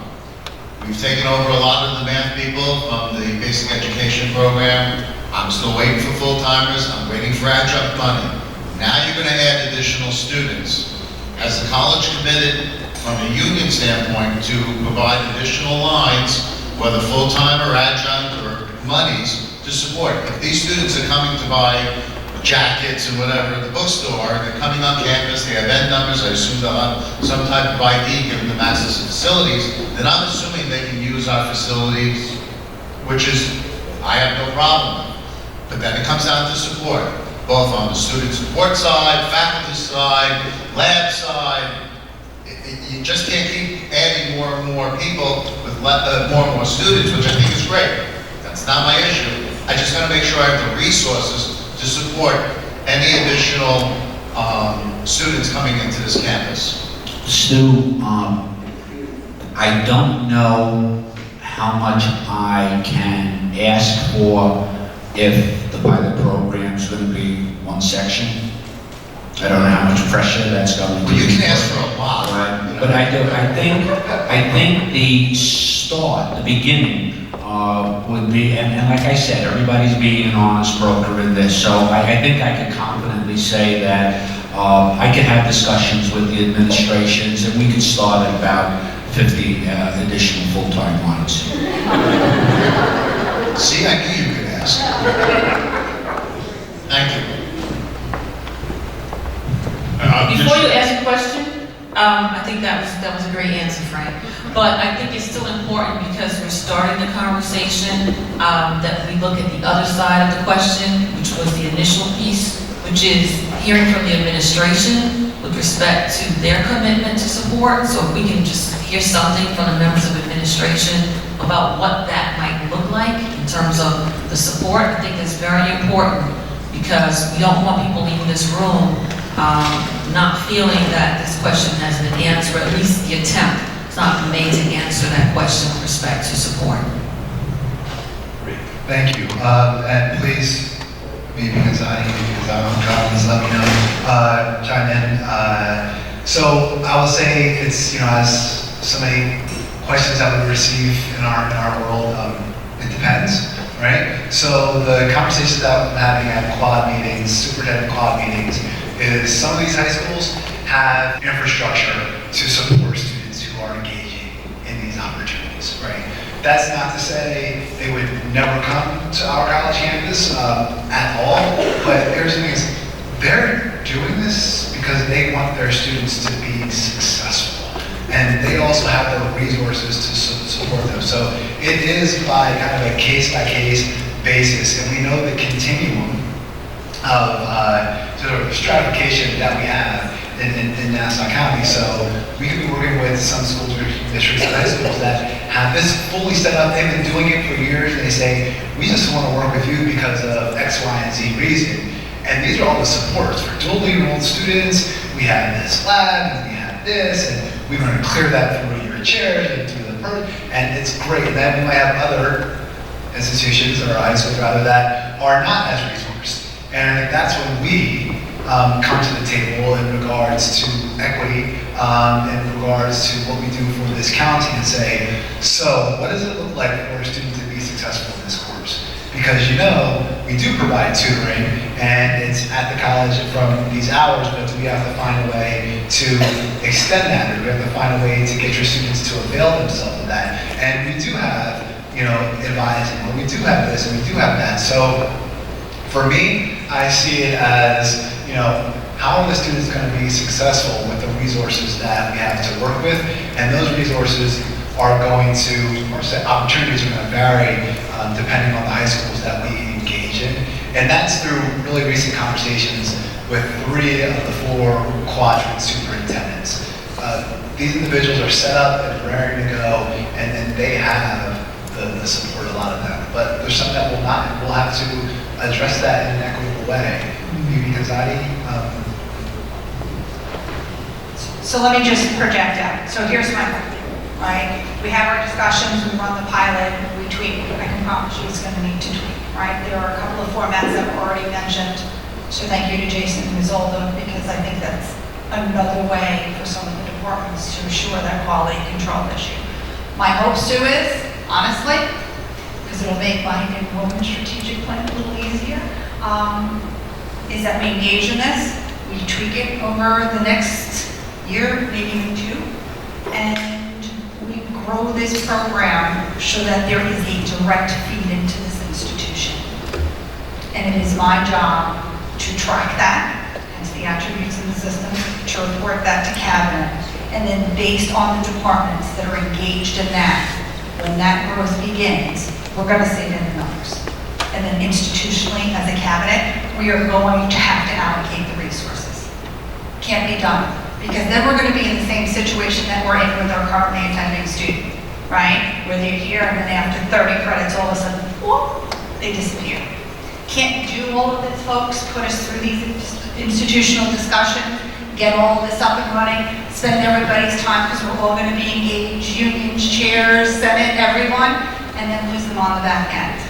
Right? We can't put them into that retention thing that we keep looking at, which is another discussion that we're having.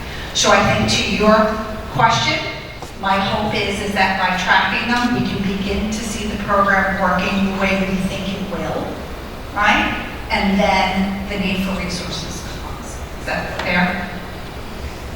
Will the institution provide professional development for those high school teachers, or will the district provide the monies for that support level? That is part of the discussion within the best practices regs of SUNY. It specifically states that we need to do the training.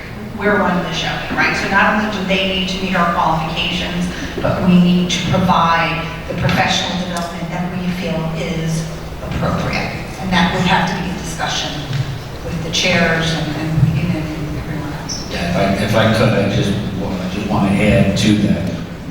What is superimposed over this discussion is that SUNY has their regulations in this, and we also have all the material from the national AAUP on best practices for it. So we already have, you know, a base level model, okay, from which we're working from, okay. And I just want to say,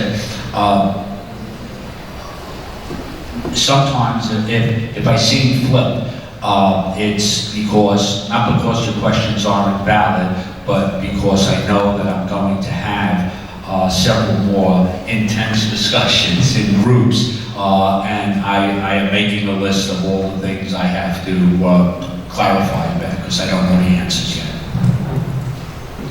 So I have a sort of a practical question. I mean, Maria, I'm glad you said that the regulations say we run the show.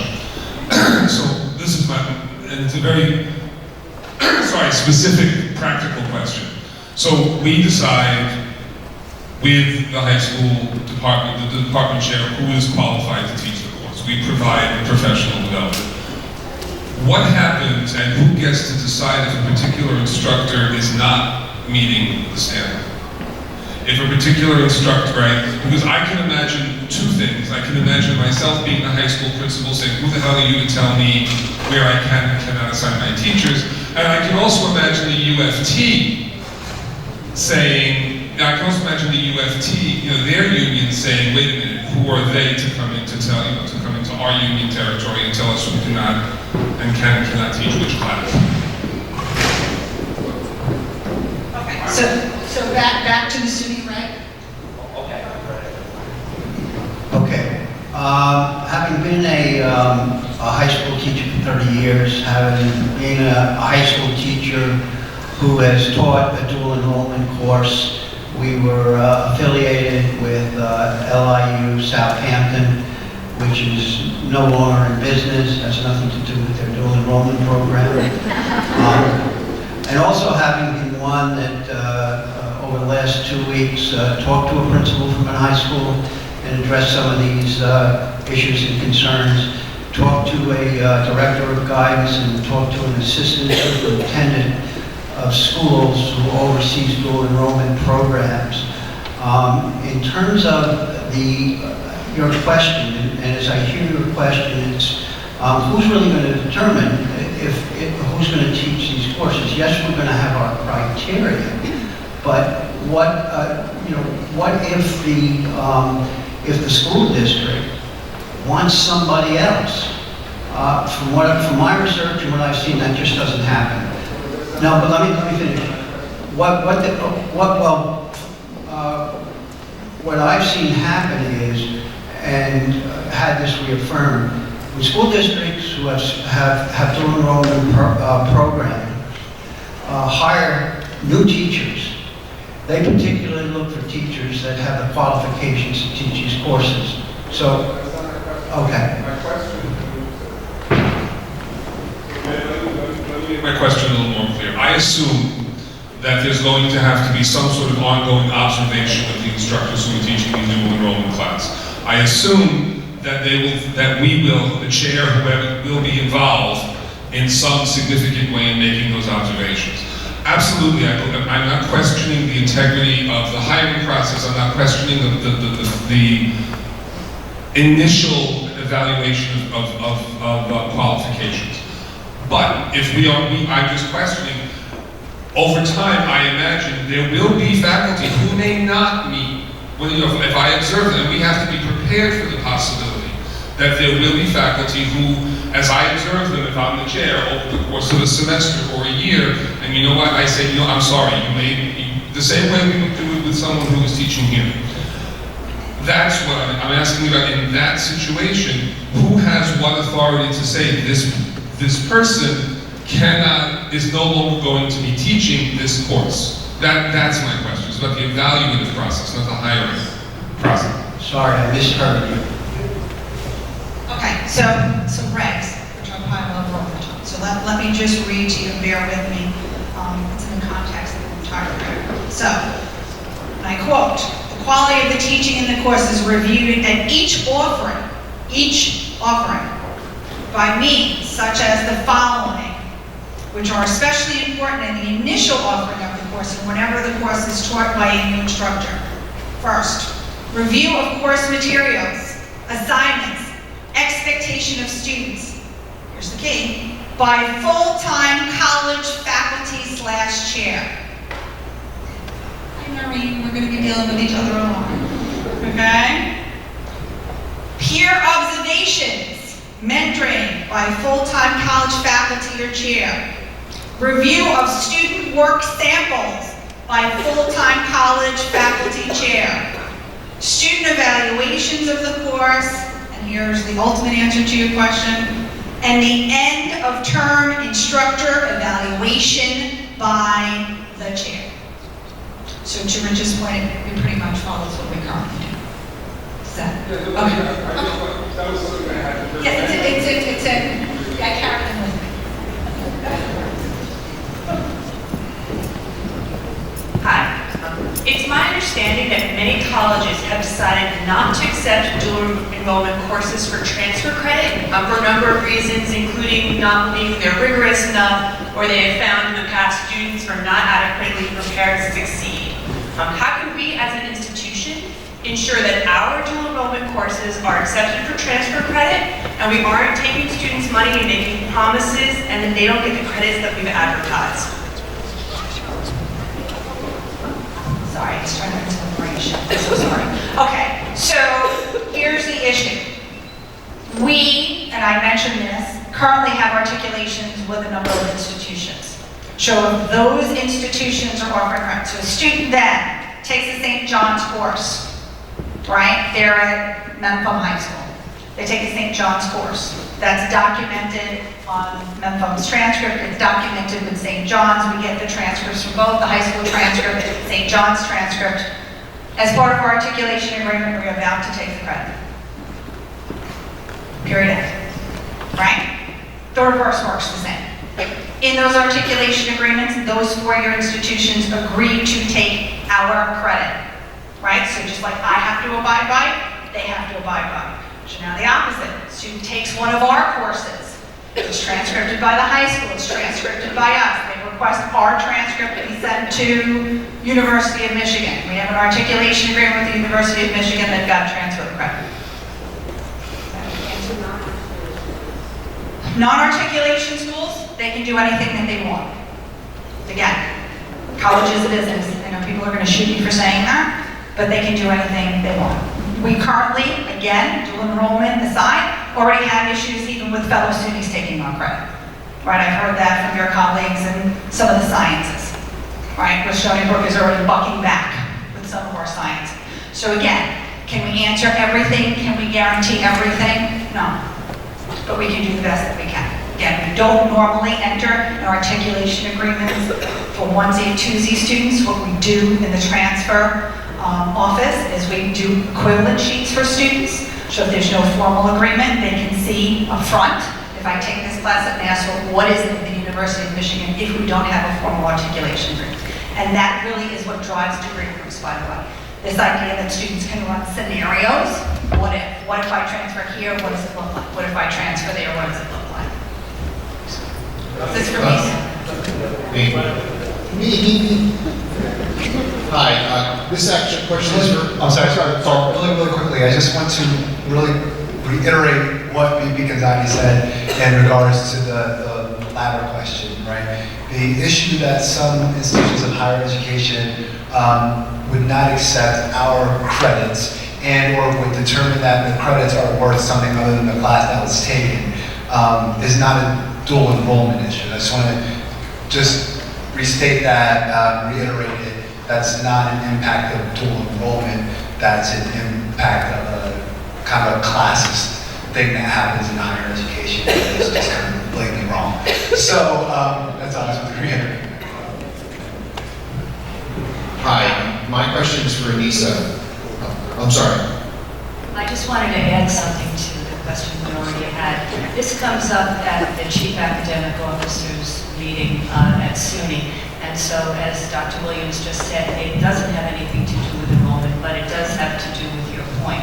So that a four-year school says that any community college, not necessarily our school, of course, is not acceptable.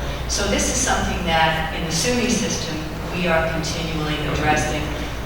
College by college, course by course, not always to the satisfactory answer that we would prefer, but it is under discussion. The other point is, and it's a good point, sometimes, as Dr. Williams said, the course will not be taken in place of a specific course, but it can come in as elective credit. The problem is, we don't want a lot of courses coming in as elective credit. In general, Maria's point before is well taken. Sometimes a high school wants a specialized course, but in general, many times the courses the high schools want would be a course likely to transfer for the students when they go on to college. So all of those things are among the many things we would discuss, our representative would discuss with each high school, with each school system, because they're important points and they need to be discussed. Okay, Darren. Okay, third time's a charm. Anissa, you talked earlier about the necessary steps of conversations in different forums. You talked about the CWCC, you talked about the Senate floor.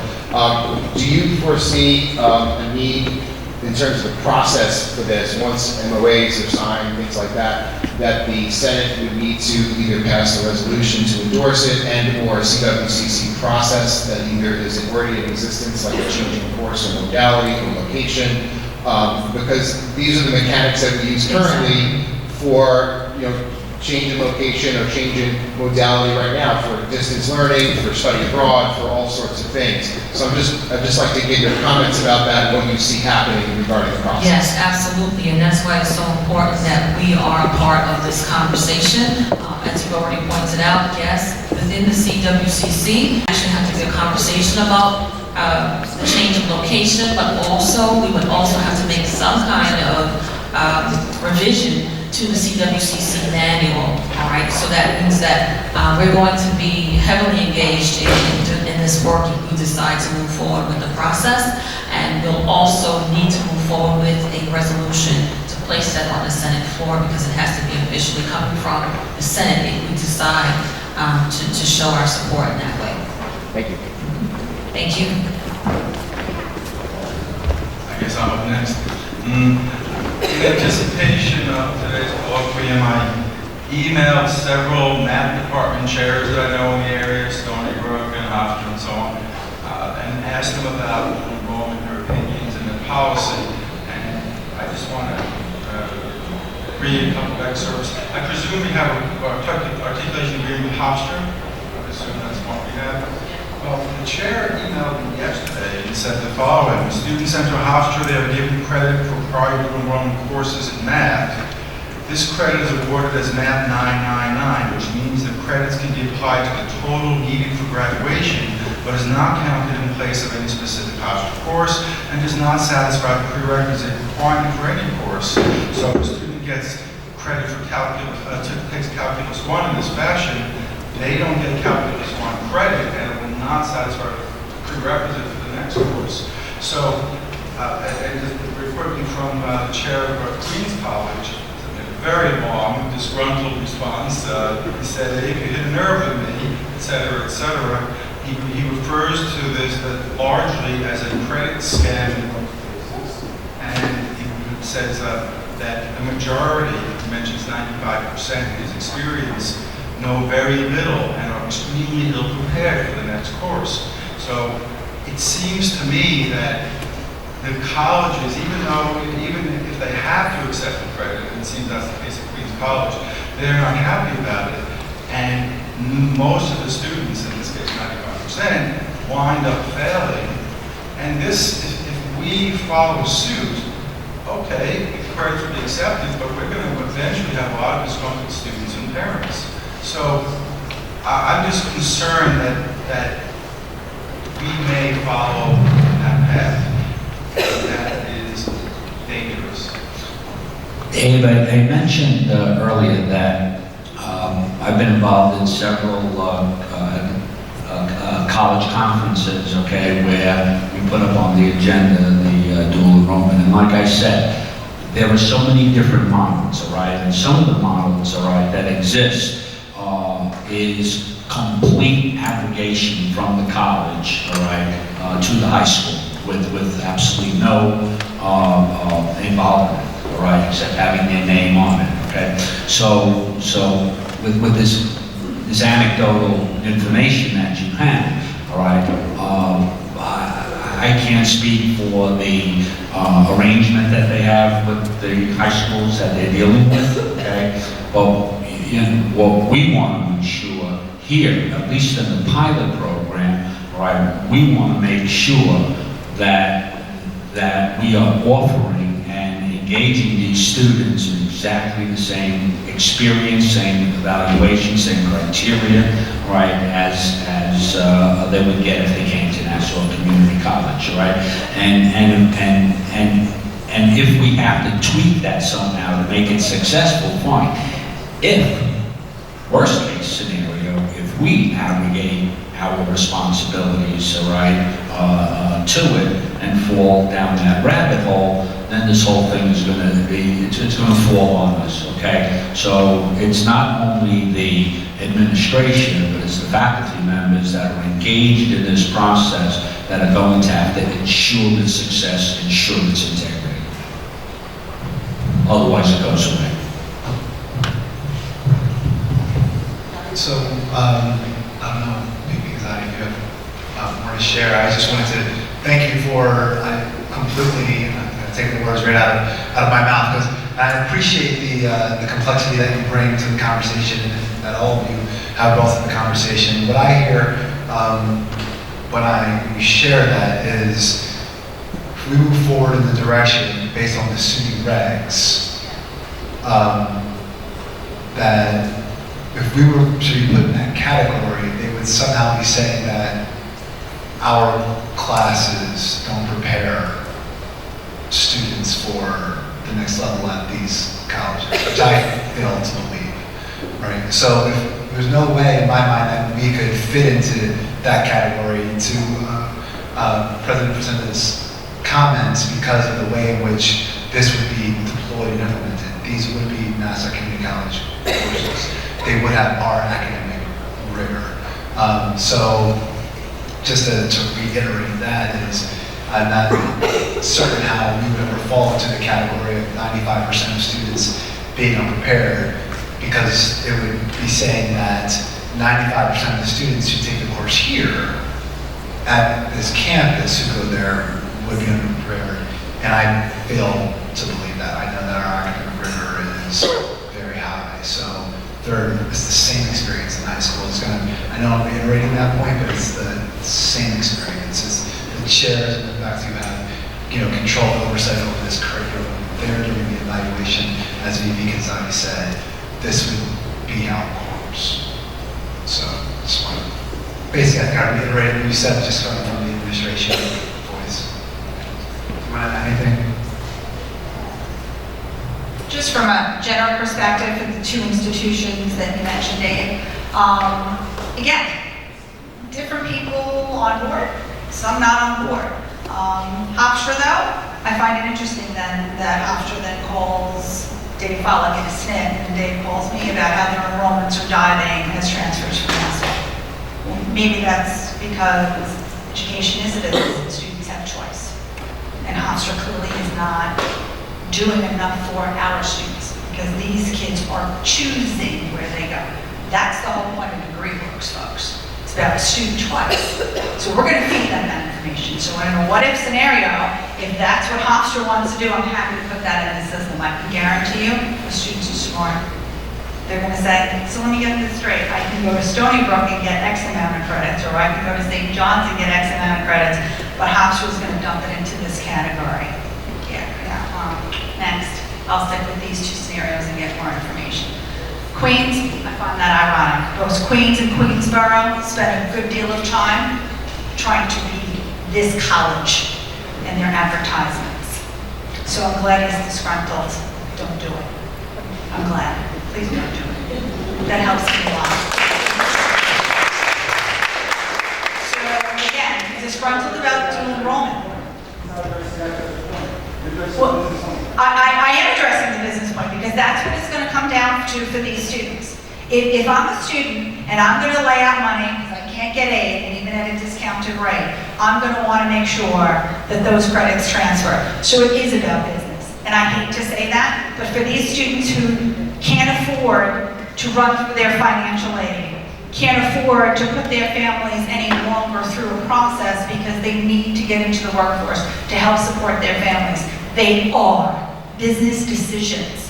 So an institution can make any decision it wants, and the students will react to it. You see how our students are reacting to our business decisions. That's part of the discussion today. We have chosen in the past to make certain decisions, and at the time, I'm sure they were well thought of. But now it's 2019, and we need to look at certain things. So it is about business. I want to be mindful of time, and it is 12:01. We want to be respectful of time, and I think this is a great conversation. So there will be avenues, and actually, I'm going to stop and invite Chair Moore to say a few words, and then I will follow with a very quick sentiments as well.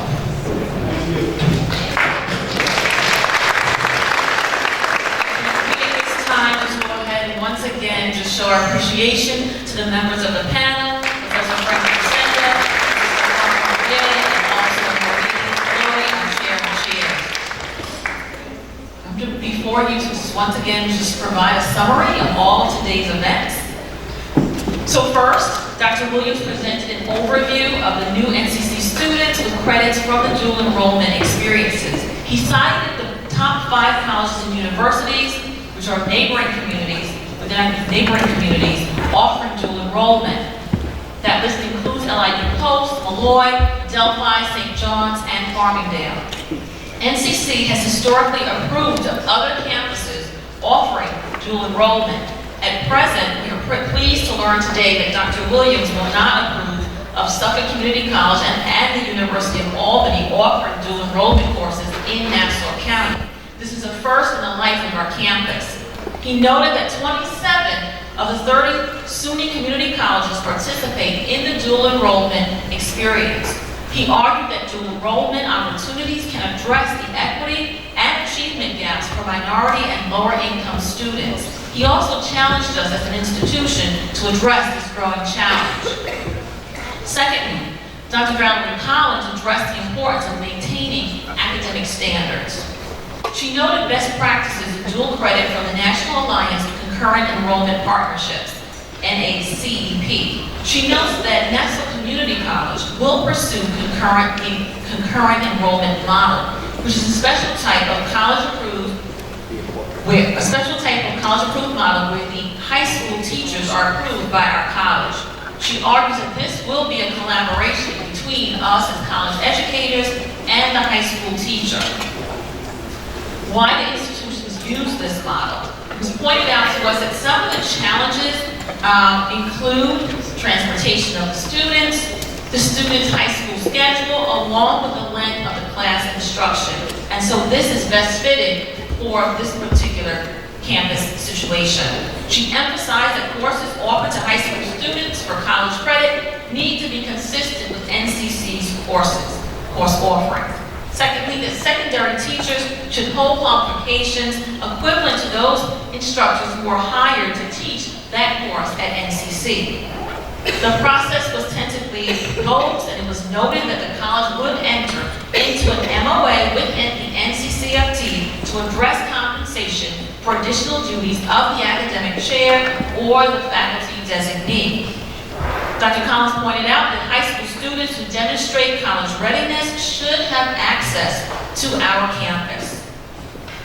Thirdly, VP Kanzati emphasized the implementation process. She emphasized that this is a pilot program. She outlined NCC structure, and she noted that while, again, taking any dual enrollment course, that the high school student involved would be deemed a part-time, non-matriculated NCC student. But more importantly, that student would be given an ID, which actually connects the student to the institution. And we know that if we're going to maintain students and retain students, they must be connected. There must be a level or sense of connectedness. Students will be taught at a highly discounted rate, which will be established by the Board of Trustees. Lastly, classes will be conducted using a blended format. That class composition will include students taking the course for credit at NCC along with students who, for whatever reason, choose not to. Vice President Kanzati pointed out that this will become a marketing tool for the college. And I had the opportunity to see members of our admission staff clapping and cheering in the back at that time to hear that this is something that we're moving forward with. Furthermore, students will be asked to fill out a high school enrichment application and to provide a transcript. She pointed out the next steps for this pilot would be having this pilot in the spring of 2020 and the hiring of a program director. The number of students taking college courses while they are in high school has grown dramatically over the past 2 decades, particularly at community colleges. Across the nation, colleges and school districts have embraced dual enrollment as a strategy for improving college outcomes for students, including underprepared as well as disadvantaged students. Moreover, dual enrollment students are more likely to finish high school, matriculate in a post-secondary institution, and experience greater post-secondary success. This morning, we considered the role that NCC will play to address the academic needs of students throughout our community. Other questions that were raised today were how can dual enrollment be utilized to communicate our commitment to access and equity? How will dual enrollment address academic needs of students of color? What are the opportunities and what are the challenges that we face as an institution, including the growing competition from neighboring colleges and universities? Can we as an institution forecast the impact on college enrollment, student persistence, and student performance? Again, what role will the NCC faculty play to address these issues? How will our voice be heard? There are many questions that must continue to be addressed, and we will continue this dialogue as faculty, staff, as well as members of administration, along with our Board of Trustees, because we want to, as an entire campus community, move this institution forward. So what are the next steps? Proposed and tentative action. To engage in a conversation within our curriculum committee. To engage in conversation on the Senate floor for the next 2 meetings. To engage in conversation to discuss the research for best practices, which include K-12 along with colleges in terms of their meaningful collaboration. To engage in open forums to, once again, have conversations with faculty and motivate people to really understand the importance of our efforts. Also, another action point could be a detailed written commitment from the administration to support academic departments that are involved in this process. To work with the academic departments to ensure that the high school instruction is consistent with NCC's curriculum. And then to give consideration for high school teachers already within the NCC adjunct pool to ensure academic control on our end. Again, I believe I gave you the entire summary of what today. I want to thank everyone for taking the time to participate in this conversation, and I look forward to future conversations with you. Enjoy your day.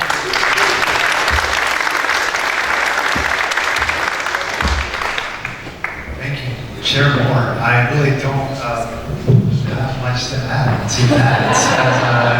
I know it's always so prepared and so dynamic. Thank you again.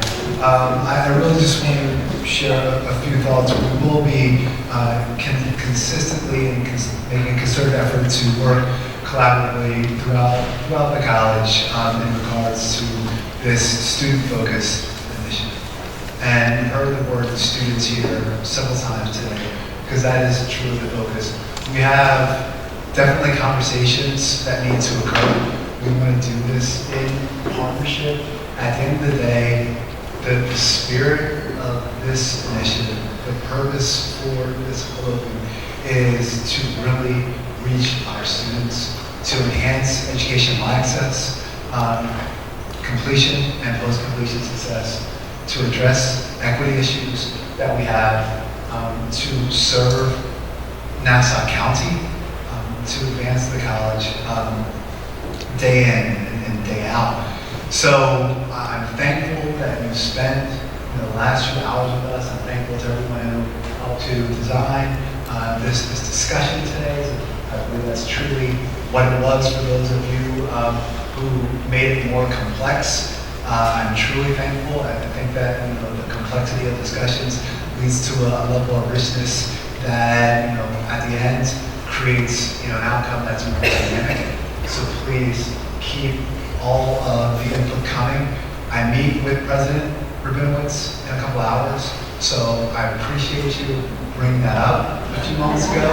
I'll be happy to share that information with him at about 2 o'clock this afternoon.